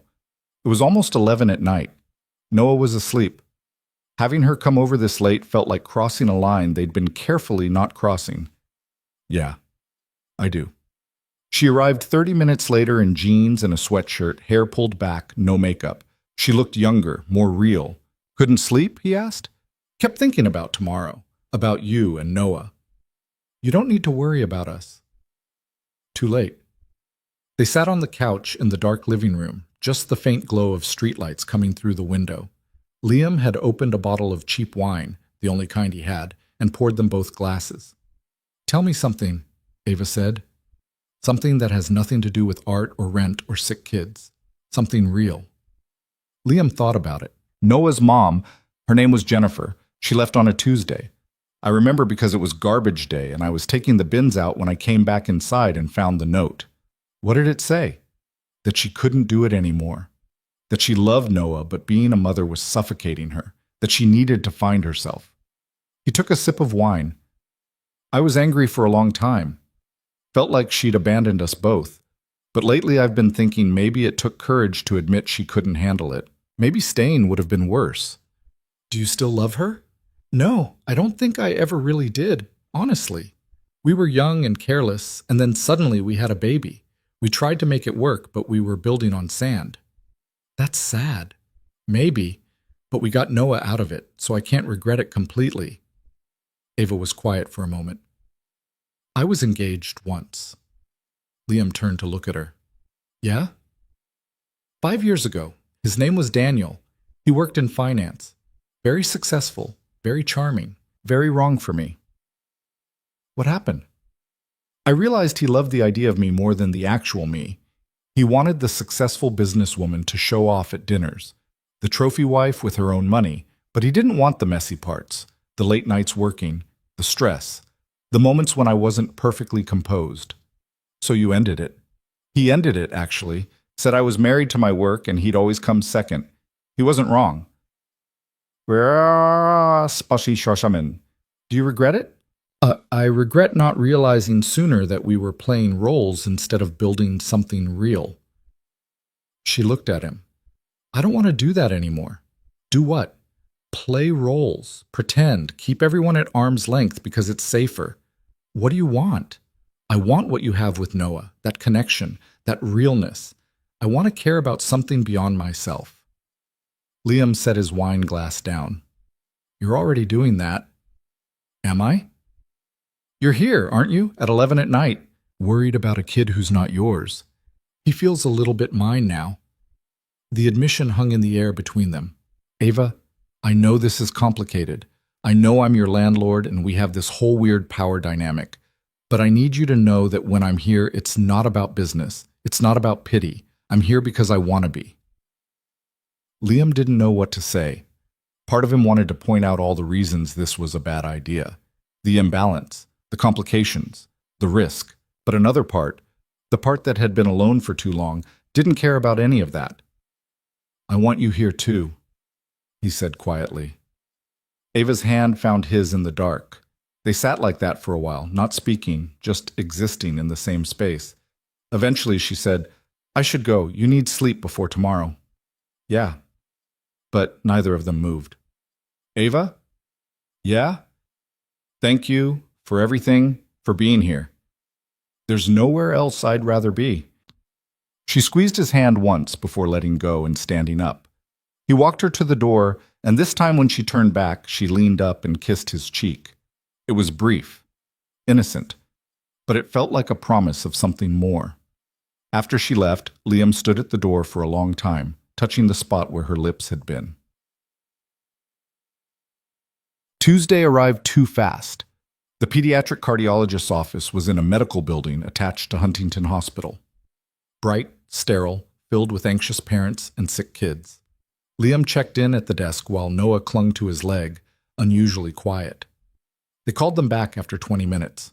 More tests, more electrodes, more machines that beeped and hummed while technicians murmured to each other in medical jargon Liam didn't understand. Dr. Patricia Morrison was in her 50s, gray hair cut short, reading glasses perched on her nose. She reviewed Noah's chart with the kind of focus that made Liam both grateful and terrified. So, she said finally, looking up, the EKG confirms what the clinic found. Noah has what we call a prolonged QT interval. What does that mean? The QT interval is the time it takes for his heart to recharge between beats. In Noah's case, it's taking longer than it should. This can predispose him to dangerous arrhythmias. The word dangerous echoed in Liam's head. How dangerous? In some cases, it can lead to fainting episodes like the one he had. In rare cases, it can cause more serious cardiac events. You mean like a heart attack? In children, we'd call it sudden cardiac arrest. But let's be clear, this is manageable. We have treatment options. What kind of treatment? First, medication, a beta blocker to help regulate his heart rhythm. Second, lifestyle modifications, no strenuous exercise, avoiding certain triggers.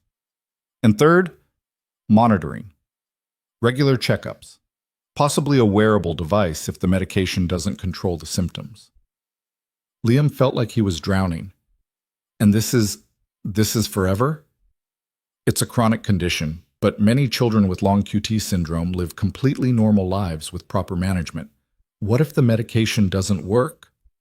Dr. Morrison hesitated. Then we'd discuss other interventions.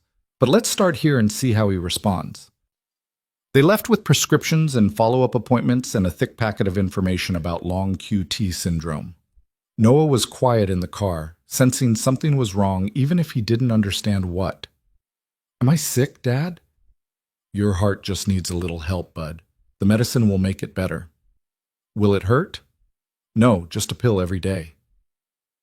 Like vitamins? Exactly like vitamins. That seemed to satisfy him. Liam pulled into a pharmacy drive-thru and filled the prescription. The cost, even with insurance, made him wince. $60 a month. Every month. Forever. He paid with the money from the TAN commission and tried not to think about how quickly it was disappearing. When they got home, Liam's phone rang. Ava. How did it go? He told her everything, the diagnosis, the medication, the prognosis. I'm so sorry, she said when he finished. It could be worse. At least there's treatment. Still, it's a lot. Yeah. Can I take you guys to dinner? I know you probably don't feel like cooking. Ava, you don't have to. I want to, please. He was too tired to argue. Okay. She picked them up an hour later and drove them to a family-friendly restaurant where Noah could get chicken fingers and Liam could decompress. She sat next to Noah in the booth, helping him color the kids' menu while Liam stared at his untouched burger. You need to eat, Ava said. Not hungry. Eat anyway. He managed half the burger before giving up. After dinner, Ava drove them home. She helped get Noah ready for bed, reading him 2 stories while Liam stood in the doorway watching. When Noah was asleep, they went to the living room. I'm taking care of the medical bills, Ava said. Ava, I'm not asking permission. I'm telling you what's happening. I can't let you do that. You don't have a choice. I've already set up an account. All the bills go to me. Why would you do that? Because I can. Because you shouldn't have to choose between paying for Noah's medication and keeping the lights on. Because she stopped, looking frustrated. Because I care about you, both of you, and I'm not going to stand by and watch you drown when I can help. This isn't your responsibility. Maybe not, but I'm making it my responsibility. Liam wanted to fight her on it, wanted to maintain his independence and dignity, but he was exhausted, terrified, and out of options. I'll pay you back, he said, eventually, when I can. I don't want you to pay me back. I want you to focus on your son and your art. Let me handle this. I don't know how to thank you. Then don't. Just let me help. He nodded, not trusting himself to speak. Ava stood. I should let you get some rest. Stay. She looked at him. Just for a little while, he said. I don't want to be alone right now. So she stayed. They sat on the couch together, and eventually Liam's head ended up on her shoulder, her arm around him, both of them quiet in the dim light. For the first time in days, Liam felt like he could breathe. Ava left around midnight, and Liam fell asleep on the couch, still wearing his clothes from the hospital visit. He woke to Noah shaking his shoulder, sunlight streaming through the windows. Dad, you slept out here. Yeah, bud, guess I did. Can I have cereal? Sure, let me get up. His back protested as he stood. The couch wasn't meant for sleeping. He shuffled to the kitchen and poured Noah a bowl of the sugary cereal he usually limited to weekends. Today felt like a day for exceptions. While Noah ate, Liam checked his phone. 3 missed calls from a number he didn't recognize. A voicemail from Margaret Chen at the Huntington Gallery reminding him the pieces were due in 10 days. An email from a potential client asking about commission rates. And a text from Ava sent at 7 in the morning. Thinking about you and Noah. Let me know if you need anything today. He typed back, We're okay. Thank you for last night. The response came immediately. Any time. Liam made coffee and tried to focus on what needed to happen. 10 days until the gallery deadline. 6 paintings ready but needing final touches. Noah's first dose of medication to give him this morning. A follow-up appointment to schedule. Freelance work that wasn't going to do itself. He felt like he was juggling chainsaws while standing on a tightrope. Noah finished his cereal and looked up. Dad, can Ava come over again? Maybe. Why? She's nice, and she's good at building block towers. She is pretty good at that. Is she your girlfriend? The question caught Liam off guard. No, bud. She's a friend. But you like her. Yeah, I like her. Does she like you? I think so. Noah considered this while swinging his legs under the table. Good. You should have someone. What do you mean? You're always alone when I'm asleep. That's sad. Liam's throat tightened. 4 years old and already worried about his father's loneliness. I'm okay, Noah. But it's better when Ava's here. You smile more. He couldn't argue with that. After breakfast, Liam gave Noah his first dose of medication, A small white pill crushed and mixed with applesauce because Noah couldn't swallow pills yet. The doctor had said it might make him tired at first, to watch for side effects. Noah took it without complaint, more interested in the cartoon playing on the TV. Liam spent the rest of the morning working on the gallery pieces. He'd promised Margaret 6 paintings, and while they were technically finished, he kept finding things to adjust. A shadow that needed deepening, a highlight that was too bright. Details that probably no one else would notice but bothered him anyway. Around noon, someone knocked on the door. Liam opened it to find a delivery person holding a large box. "Liam Carter?" "Yeah." "Delivery for you. Need a signature." Liam signed the electronic pad and took the box inside. It was heavy, unmarked except for his name and address. Noah appeared next to him. "What is it?" "I don't know." He opened it carefully. Inside were art supplies. Professional grade. The expensive kind he'd always wanted but could never justify buying. Oil paints in a full spectrum of colors. Brushes with real bristles. Canvas already stretched and primed. A wooden palette that felt solid in his hands. At the bottom was a card. "For the Huntington show and whatever comes after, you're going to need better materials." Liam sat back on his heels, staring at the contents. This had to have cost over $1,000, maybe more. Noah was already pulling out the paint tubes, examining the labels. "Wow, these are fancy." "Yeah, they are." "Can we paint something together?" "Not with these, bud. These are for grown-up paintings." Noah's face fell. "But, Liam added quickly, "I've got your paints in the closet. We can set up outside and make something." Noah's smile returned. "Okay." They spent the afternoon on the small balcony attached to the apartment, Noah creating what he called abstract masterpieces that were mostly enthusiastic splashes of color, while Liam sketched in his notebook and tried not to think about how much Ava kept giving him. Later, after Noah was occupied with toys in the living room, Liam called her. "You got the delivery," Ava said before he could speak. "I can't accept this." "You already did. I have the delivery confirmation." "Ava, this is too much. The medical bills are handled. This is separate. This is about your art." "It's too expensive." "You're worth it." "You don't know that. The gallery show could be a disaster. No one might buy anything." "Then you'll have good materials for the next show." "Liam, stop fighting me on this." "I don't know how to stop." "You keep giving and I keep taking, and it feels wrong." "It feels wrong because you think you don't deserve help, but you do. You deserve support and good materials and someone who believes in you." Liam sat down on the couch, phone pressed to his ear. "I'm scared." "Of what?" "Of depending on you. Of getting used to this. Of what happens if you decide I'm not worth it anymore." Ava was quiet for a moment. "Can I tell you what I'm scared of?" "Yeah." "I'm scared of caring this much. I'm scared that I've gotten so involved in your life that I can't imagine mine without you in it. I'm scared that I'm fooling myself into thinking this is about helping, when really it's about needing to be needed." "Is that what this is?"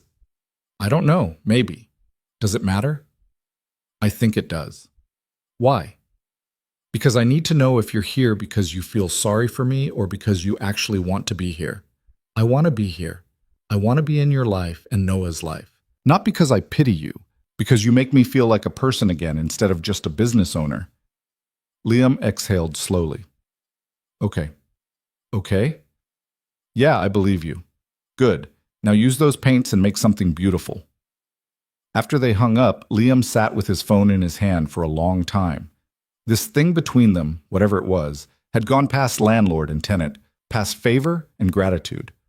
It was becoming something else, something that felt both terrifying and inevitable. That evening, after Noah was in bed, Liam opened the box of supplies and set up a fresh canvas. Not for the gallery, not for a commission, just for himself. He painted Ava the way he saw her, not the polished businesswoman in expensive clothes, not the confident property owner who commanded rooms. He painted her the way she'd looked sitting on his floor building block towers with Noah. Hair slightly messy, barefoot, smiling. He painted her human. The week before the gallery opening was chaos. Liam finished the final touches on all 6 pieces, working late into the night every night. The new materials Ava had sent made a difference. The colors were richer, the brushwork smoother, the final results sharper than anything he'd created before. Noah's medication seemed to be working. No more dizzy spells, no episodes, just a slightly sleepier kid who needed earlier bedtimes and couldn't run quite as wild at the playground. Doctor. Morrison had called with follow-up instructions. Keep him on the medication. Watch for side effects. Come back in 3 months for more tests. The medical bills started arriving. Statements from the clinic, from the hospital, from the specialist. Liam opened each one with dread, saw the totals, and then forwarded them to the email address Ava had given him. He tried not to calculate how much she was paying, tried not to think about the debt accumulating that he had no idea how to repay. On Wednesday, Margaret Chen called. Liam, I need you to bring the pieces in tomorrow for inspection and framing. Can you manage that? Yeah, I can do that. Great. Also, I wanted to give you a heads up. We've had significant interest already. Several collectors have reached out asking about your work specifically. Really? Really? One of them saw your piece at Ava Sinclair's home and tracked down your information through her. Another saw the Tan Commission. Word is spreading. After he hung up, Liam just sat there. This was happening, actually happening. Thursday morning, he borrowed a friend's truck and carefully loaded all 6 paintings. The drive to the Huntington Gallery made his hands sweat. This was one of the most prestigious venues in Pasadena. Artists spent years trying to get shows here, and he was walking in with 6 paintings and hope. Margaret met him in the loading area. She was younger than he'd expected, early 40s, sharp eyes, dressed in all black like she'd attended too many art openings to count. Let's see what you've got, she said. They unwrapped each piece carefully. Margaret walked along the row of paintings, her expression unreadable. The first was the father and son looking upward. The second showed the woman at the kitchen sink. The third depicted the empty playground at dusk. The fourth was the crowded subway car. The fifth showed hands holding a photograph. The sixth was a new piece, a portrait of Noah sleeping, painted from life over several nights, catching the innocence and vulnerability of childhood. Margaret stood back, arms crossed, studying them. These are exceptional, she said finally. Thank you. I mean it. The emotional resonance is remarkable. You're not just painting subjects, you're painting feeling. That's rare. I appreciate that. We'll frame them in simple black. Let the work speak for itself. And I'm pricing them higher than you suggested. How much higher? You said between 2,000 and 4,000. I'm thinking 5 to 8, depending on size. Liam's heart jumped. That seems fair. These will sell, Liam. Trust me. The opening was scheduled for Saturday night, 2 days away. Margaret walked him through what to expect. The setup, the timeline, the crowd. She mentioned that several prominent collectors would be attending, including someone from the Los Angeles County Museum of Art. Get some sleep, she said as he was leaving, and try not to be too nervous. Your work speaks for itself. Easy for her to say. Friday was a blur of preparation. Liam got a haircut from an actual salon instead of the cheap place on Fair Oaks, bought a new shirt that fit properly, tried on his one pair of dress shoes and realized they were falling apart, so he bought new ones he couldn't afford. Ava texted him throughout the day. How are you feeling? Terrified. That's normal. Is it? Yes. It means you care. That evening she came over. Noah was already asleep. The medication made him drowsy by 7, and Liam was pacing the living room like a caged animal. You need to relax, Ava said. I can't. What if no one likes them? What if I've completely misjudged and this is a disaster? Then it's a disaster and you learn from it. But that's not going to happen. You don't know that. I know your work. I know what it does to people. It makes them feel something real. That's worth more than technical perfection. Liam stopped pacing. Will you be there? Tomorrow? I wouldn't miss it. What if I panic? What if I can't talk to people? Then I'll talk to them. Or you'll hide in the bathroom and I'll make excuses. We'll figure it out. He managed a weak smile. You make it sound simple. It is simple. You show up. You let people see your work. You accept whatever happens. I'm not good at accepting things. I've noticed. She stayed until almost 11, just sitting with him, talking about everything except the gallery opening. about Noah's latest obsession with volcanoes, about a problem tenant in one of her buildings, about nothing and everything. When she left, she kissed him. Not on the cheek this time, on the mouth. Brief, but deliberate. For luck, she said. Then she was gone, and Liam was standing in his doorway, touching his lips and wondering when exactly his life had turned into something unrecognizable. Saturday arrived with cloudless skies and unseasonable warmth. Liam woke early despite barely sleeping. He made breakfast for Noah, gave him his medication, and tried to act like this was a normal day. "Are you going to your art thing tonight?" Noah asked through a mouthful of waffle. "Yeah, bud." "Can I come?" "It's going to be really boring. Lots of adults standing around talking." "But it's your art." "I know, but you'd be miserable. I asked Mrs. Chen from downstairs to watch you. She said you guys could watch movies and have popcorn." Noah considered this. "What kind of popcorn?" "The good kind with butter." "Okay, but you have to tell me if people like your paintings." "I will, I promise." The day dragged. Liam tried to work on freelance projects and couldn't focus. Tried to read and gave up after the same paragraph 3 times. Tried to nap and lay awake staring at the ceiling. At 4, he started getting ready. Shower, new shirt, dress shoes that still felt stiff. He stood in front of the bathroom mirror trying to tie a tie he hadn't worn in years and failing repeatedly. Noah appeared in the doorway. "You look fancy." "I look like I'm playing dress-up." "Ava will think you look nice." "How do you know Ava's going to be there?" "Because she likes you." Noah said it like it was the most obvious thing in the world. Liam gave up on the tie and left his collar open. Mrs. Chen arrived at 5:30. She was in her 70s, a widow who lived alone and seemed delighted to have Noah for the evening. She brought coloring books and promised they'd make cookies. "Don't worry about a thing," she told Liam. "Go be an artist."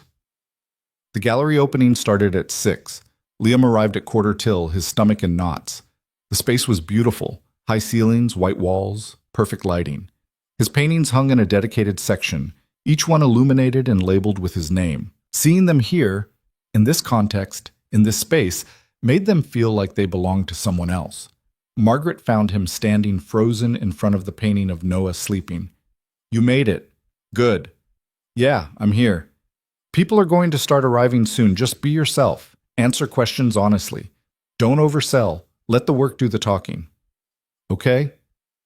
"And Liam, breathe. You're allowed to enjoy this." The first guests started trickling in around 6:15, art collectors in expensive clothes, gallery regulars who looked bored already, a few younger people who might have been artists themselves. Liam stood awkwardly near his section, trying to look approachable but not desperate. A couple stopped in front of the playground painting. They studied it in silence, then moved on without speaking to him. Another person, a man in his 60s with white hair, paused at the subway painting. He stared at it for a long time. "This is you?" he asked, nodding at the small placard with Liam's bio. "Yes." "It's powerful. The isolation despite the proximity. Very effective." "Thank you." "Do you take commissions?" "I do." The man handed him a business card. "Call me next week. I'd like to discuss a piece for my office." By 7, the gallery was crowded. Margaret had been right. There was significant interest. People kept stopping at his section, asking questions, taking photos of the paintings with their phones. And then Ava arrived. She wore a black dress that was elegant without being flashy. Hair down, minimal jewelry. She looked stunning and completely out of place in the best way. She found him immediately, weaving through the crowd. "You made it," Liam said. "Of course I made it." She looked around at his section, at the people examining his work. "Liam, this is incredible." "It's overwhelming." "It's success. Let yourself feel it." A woman approached. Mid-50s, confident posture, assessing eyes. "Are you the artist?" "I am." "I'm interested in this piece." She gestured to the painting of the father and son. "It's remarkable. The vulnerability coupled with strength. Very moving." "Thank you." "Is it sold?" "Not yet." "I'd like to purchase it. Can I speak with the curator about price?" After she walked away, Liam turned to Ava. "Did that just happen?" That just happened. Over the next hour, 3 more paintings sold. the subway car, the hands holding the photograph, the woman at the sink. Margaret pulled Liam aside. This is one of our most successful emerging artist openings in years. People are responding to your work. Really responding. I don't know what to say. Say thank you and start thinking about your next collection. We'll want another show. By 8:30, Liam's face hurt from smiling and his voice was hoarse from talking. The crowd had thinned slightly, but his section still had constant traffic. Ava stayed close, sometimes talking to people on his behalf when he needed a break, sometimes just standing next to him providing silent support. During a quiet moment, she said, "I'm proud of you. You barely know me. I know enough. I know you're talented and hardworking and genuine. I know you love your son more than anything. I know you deserve this. Ava, I also know I'm falling for you, and that terrifies me, but I'm done pretending it's not happening." Liam stared at her. The gallery noise faded into background static. "You're falling for me," he repeated. "Yes. The broke single dad who couldn't pay rent 2 months ago. The talented artist who never gave up, despite every reason to. The father who would do anything for his son. The man who looks at me like I'm a person instead of a bank account. I don't know what to do with that. You don't have to do anything. I just needed you to know." Before Liam could respond, Margaret appeared again. "Liam, there's someone who wants to meet you, from Lakma." The rest of the evening passed in a blur of conversations and handshakes and business cards. By the time the gallery closed at 10, Liam's head was spinning. 5 of his 6 paintings had sold. The only one remaining was the portrait of Noah, and that was because Liam had marked it not for sale. Margaret handed him a check. $32,000. Minus our commission, you're walking away with just over 25. Liam looked at the number. $25,000. For his art. For work he'd created in his bedroom after his son went to sleep. "This is real?" he asked. "This is real. And Liam, this is just the beginning." Ava drove him home. They were both quiet in the car, processing. When they pulled up to his building, she turned to him. "What I said earlier," Ava began, "about falling for you. I meant it, but I don't expect anything. I just needed to be honest." Liam reached over and took her hand. "I'm falling for you too. Have been for a while. I just didn't think I had the right to." "Why not?" "Because you're you and I'm me, and it seems impossible. Nothing about this has been conventional. Why start now?" He laughed. It felt good. "Fair point. Can I come up?" she asked. "Just to talk. I'm not ready for tonight to end." "Yeah, I'd like that." They went upstairs quietly. Mrs. Chen had fallen asleep on the couch, a movie playing on low volume. Noah was asleep in his room, cookies crumbs on his face. Liam paid Mrs. Chen and walked her to the door, thanking her profusely. When he came back, Ava was looking at the painting he'd done of her, the one of her on the floor with Noah, human and real. "When did you paint this?" she asked. "Last week, after you sent the art supplies." "It's how you see me? It's who you are when you let yourself be." She turned to face him, eyes bright. "I want to be that person, not just sometimes, all the time." "Then be that person." "It's not that simple. I have responsibilities, a business to run, a reputation to maintain." "And you think being happy conflicts with that?" "I think being vulnerable does." "You're wrong." She smiled sadly. "Maybe." They sat on the couch, close but not touching, both exhausted and wired. "Where do we go from here?" Ava asked. "I don't know. Forward, I guess." "That's not very specific." Nothing about this is specific. We're making it up as we go. I'm not good at making things up. Neither am I. But maybe that's okay." Ava leaned her head on his shoulder. "I'm tired of being alone." "Me too." They sat like that until almost midnight, not sleeping, not talking, just being together in the quiet apartment while Noah slept down the hall. Whatever this was, whatever they were building, it felt fragile and new and terrifying, but it also felt real. And for the first time in longer than he could remember, Liam felt like maybe, just maybe, everything was going to be okay. Ava left just after midnight, and Liam stood at the door long after her car disappeared down the street. $25,000 in his bank account, 5 paintings sold. A woman he was falling for who seemed to be falling for him too.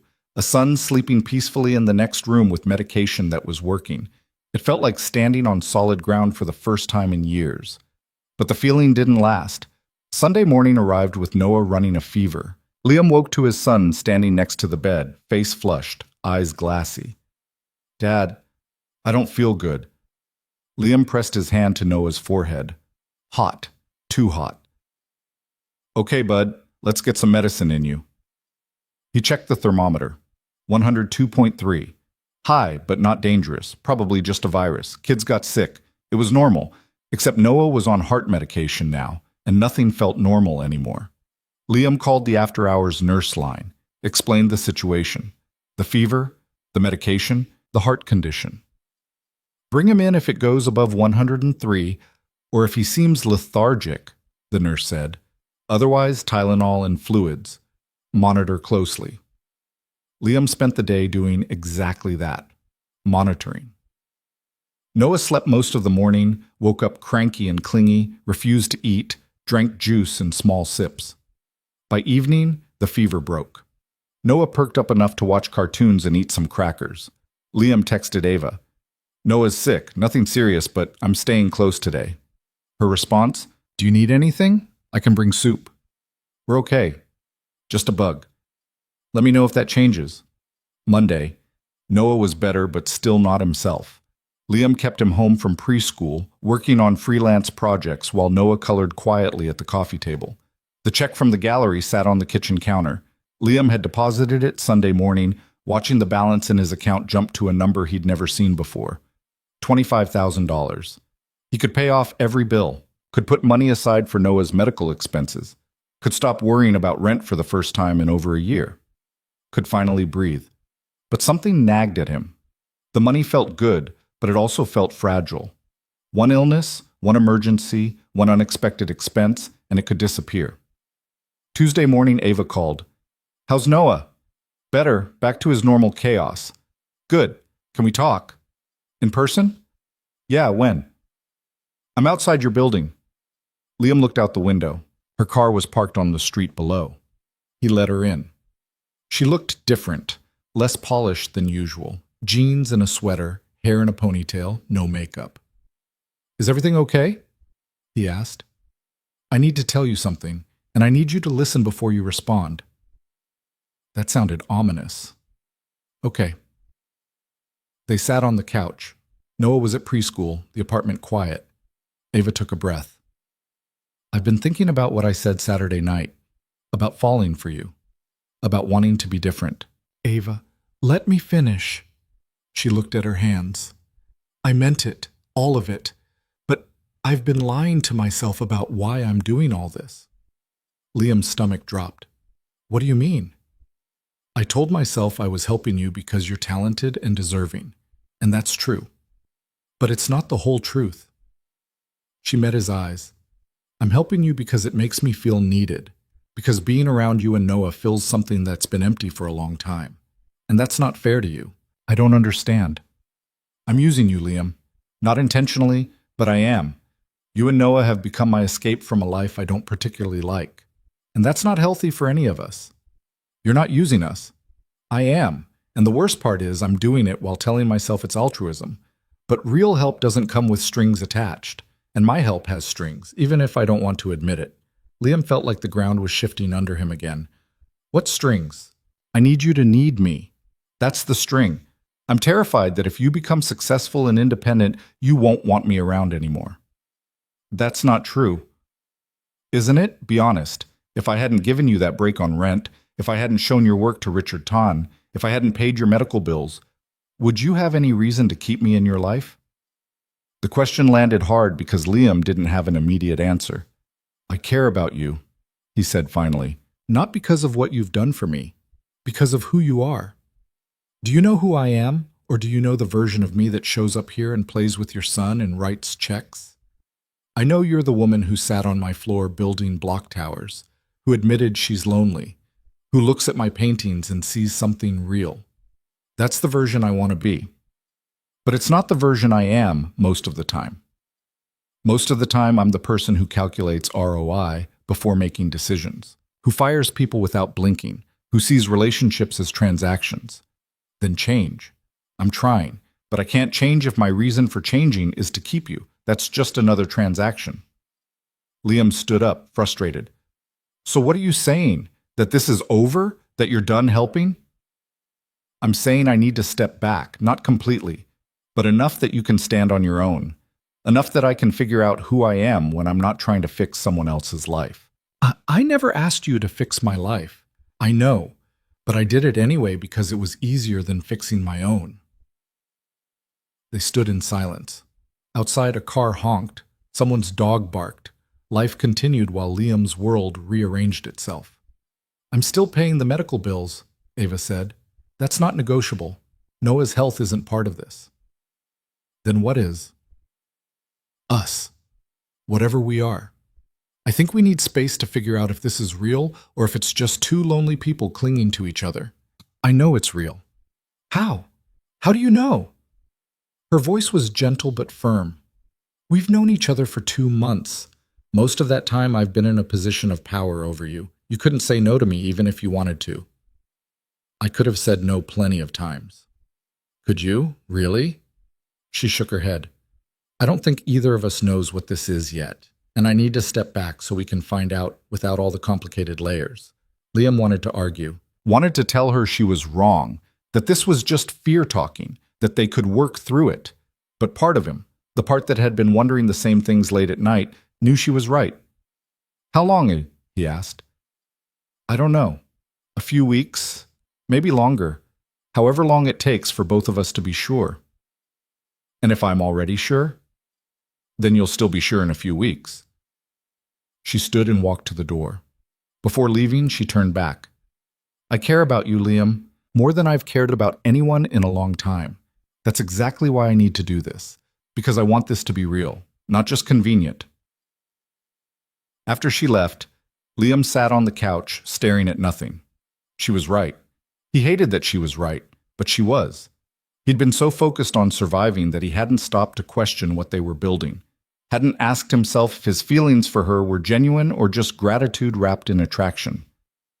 The answer should have been obvious, but sitting alone in his apartment, he realized it wasn't.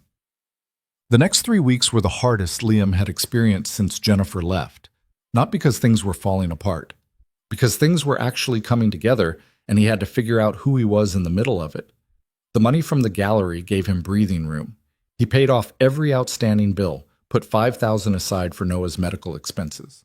Prepaid rent for the next 3 months. Commission requests kept coming in.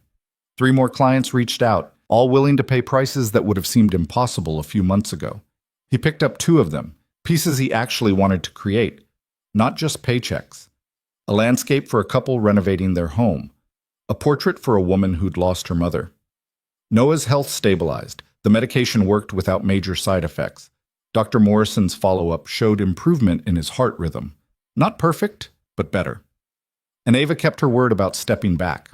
She paid the medical bills as promised, but they didn't talk, didn't text, didn't see each other.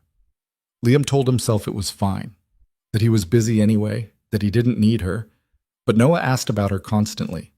When is Ava coming over? She's busy, bud, but I miss her. I know. Do you miss her?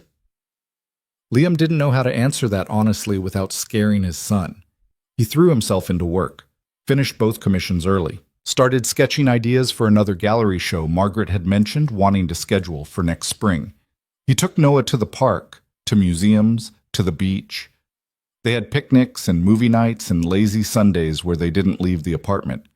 It was good, better than it had been in years, but something was missing. On a Thursday afternoon, 3 weeks after Ava had walked out, Liam got a call from an unknown number. Mr. Carter? This is James Bradford from the Los Angeles County Museum of Art. Liam sat up straighter. Yes, hi. We met briefly at your Huntington opening. I was very impressed with your work. We're curating a group show featuring emerging California artists, and I'd like to include you. Would you be interested? Absolutely, yes. They talked details, timeline, number of pieces, theme. Bradford mentioned that the show would tour to 3 other museums over the following year. This is a significant opportunity, Bradford said. The kind of exposure that can launch a career. After hanging up, Liam just sat there. Lakma wanted his work.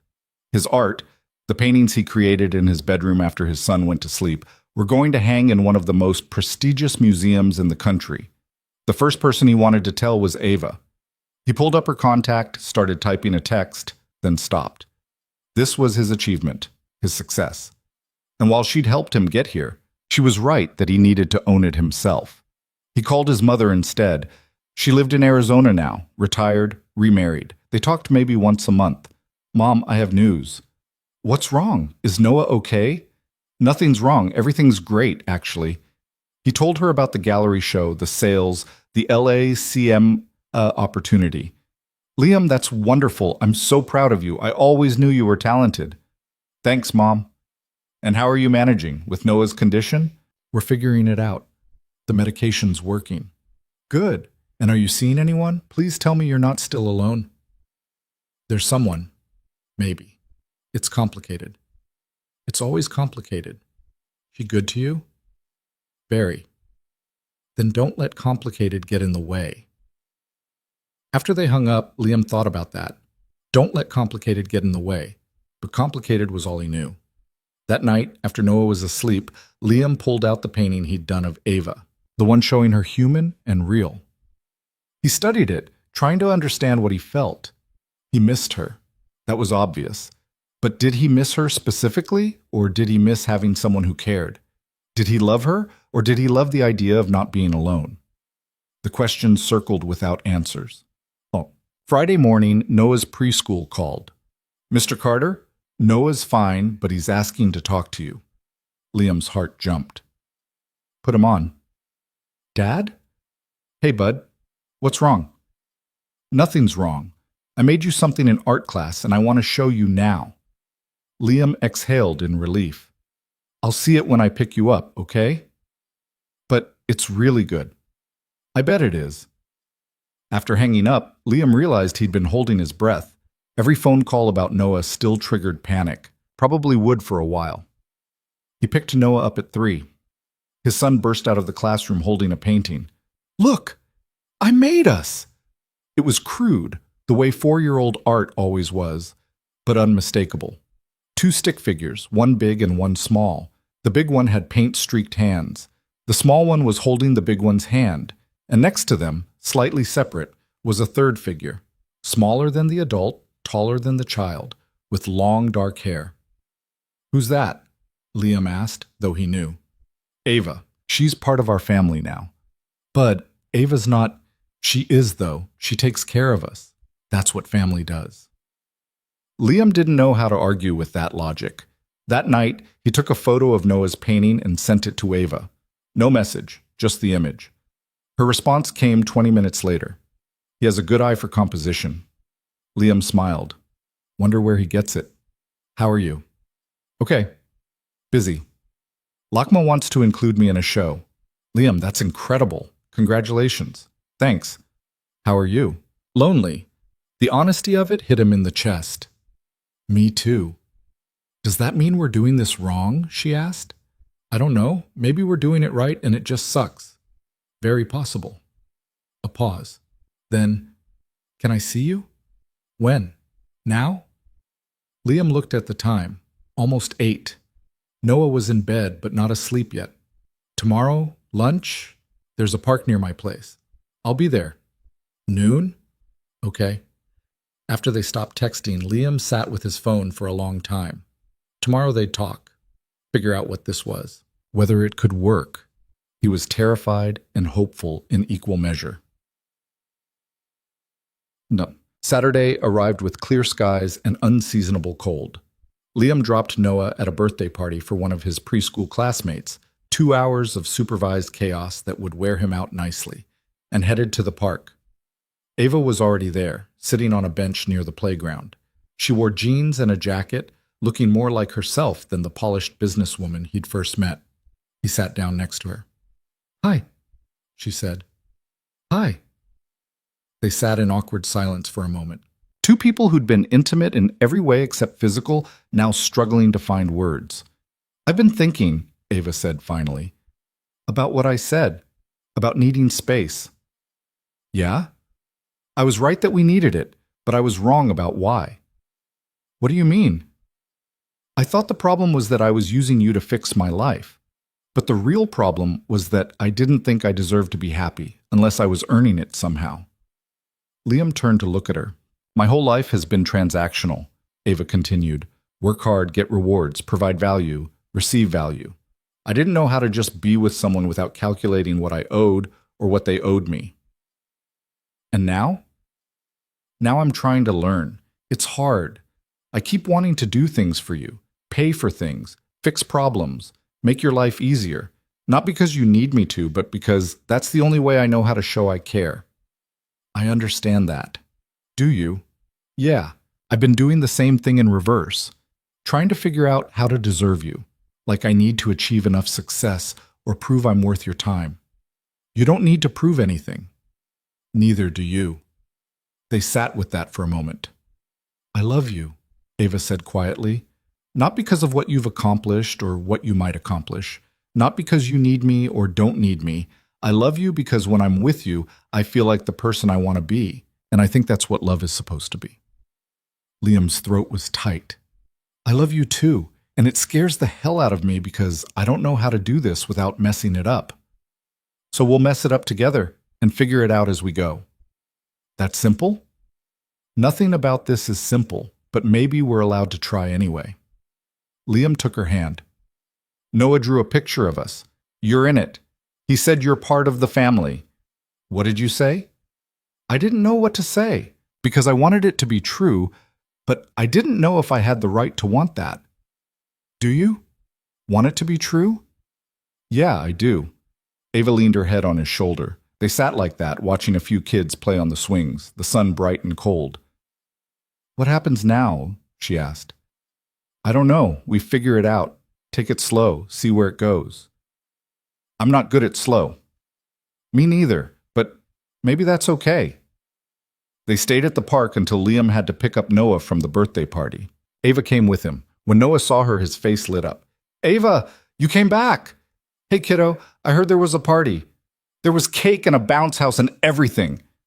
Noah chattered the whole drive home, filling Ava in on every detail with the intensity only a 4-year-old could manage. Back at the apartment, Noah immediately demanded they all build a block tower together.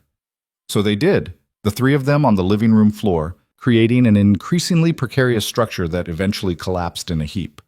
Noah thought it was hilarious. Watching him laugh, watching Ava laugh with him, Liam felt something settle in his chest. This was what he'd been missing. Not perfection, not security, not even success, just connection. Real, messy, imperfect connection. That evening, after Noah was asleep, Ava stayed. They sat on the couch, close but not rushed, just being together. I want to try this, Ava said. Really try. Not as a transaction, not as me saving you or you needing me, just as two people who care about each other. What does that look like? I don't know. We figure it out. I stop trying to fix everything. You stop feeling like you have to earn your place in my life. We just exist together and see what happens. I can do that. I think. We'll mess up. Probably. But we'll try anyway. Yeah. She kissed him then, soft and tentative like they were starting over. In a way, they were. 3 months later, Liam stood in the Los Angeles County Museum of Art, staring at his painting hanging on the wall. It was the piece he'd created after Ava had asked for space. A father and son standing together, looking up at something beyond the frame, fear and determination in equal measure. The museum opening was packed. Collectors, critics, other artists, the kind of crowd that would have terrified him 6 months ago. But tonight he felt calm. Noah was with Ava's parents. She'd introduced them last month, and her mother had immediately adopted Noah as a surrogate grandson. They were at some expensive hotel pool, probably eating room service and staying up too late. Ava stood next to Liam, her hand in his. How does it feel, she asked. Surreal. Good. Terrifying. That sounds about right. Margaret Chen approached with a man in an expensive suit. Liam, I'd like you to meet someone. The conversation went well. Another commission offer. Another opportunity. 6 months ago, Liam would have said yes immediately out of desperation. Tonight, he said he'd think about it. He had the luxury of choice now. After the man walked away, Ava squeezed his hand. You handled that well. I learned from someone. Who? This terrifying landlady I used to know, very intimidating, but it turned out she was human underneath. Ava laughed. Just human? Okay, slightly above average human. Better. They left the opening early, picking up Noah on the way home. He was exhausted but wired, talking a mile a minute about the pool and the fancy soap and how Ava's mom let him order chocolate cake for dinner.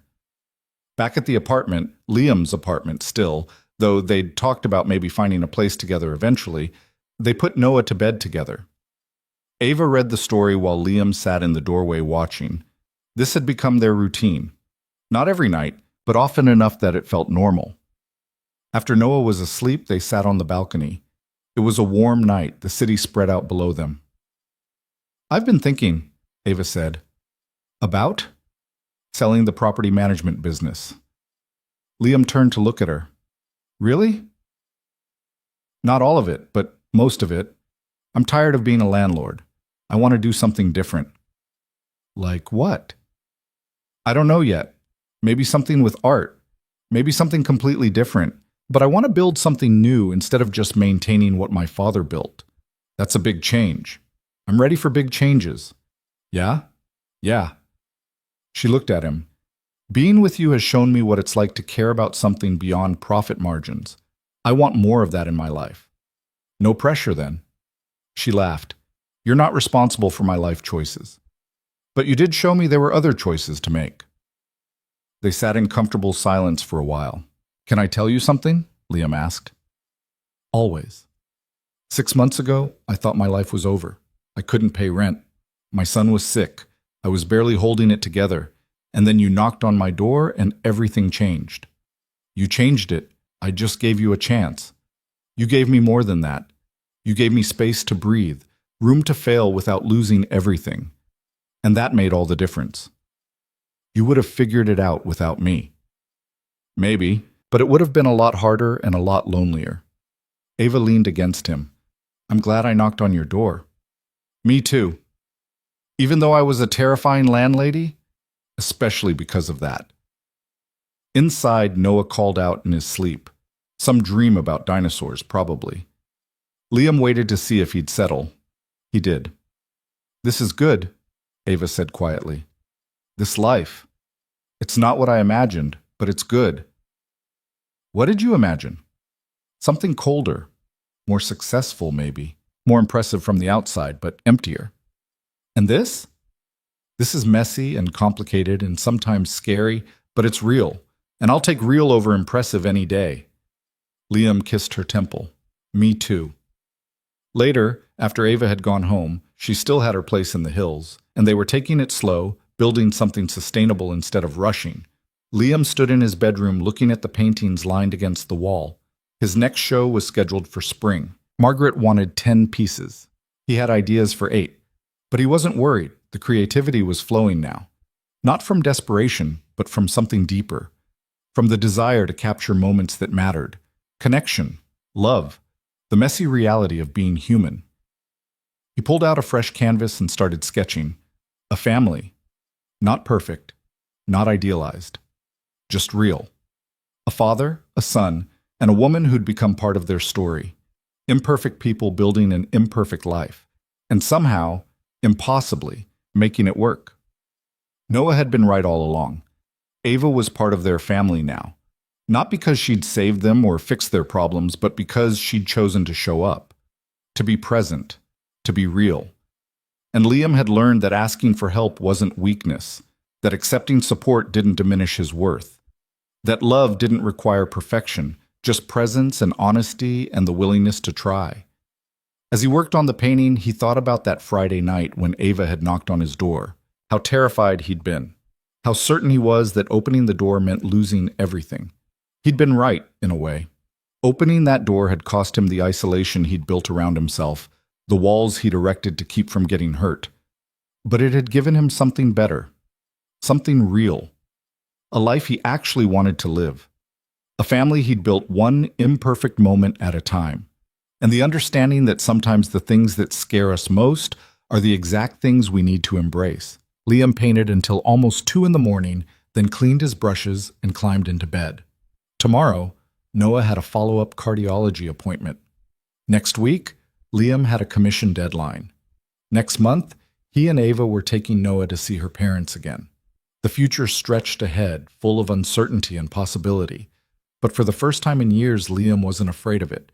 He'd learned that survival wasn't the same as living, that success meant different things at different times, that asking for help wasn't failure, it was courage, and that sometimes the person who knocks on your door demanding payment ends up giving you something far more valuable than money or time. They give you hope. And hope, it turned out, was the thing worth fighting for all along.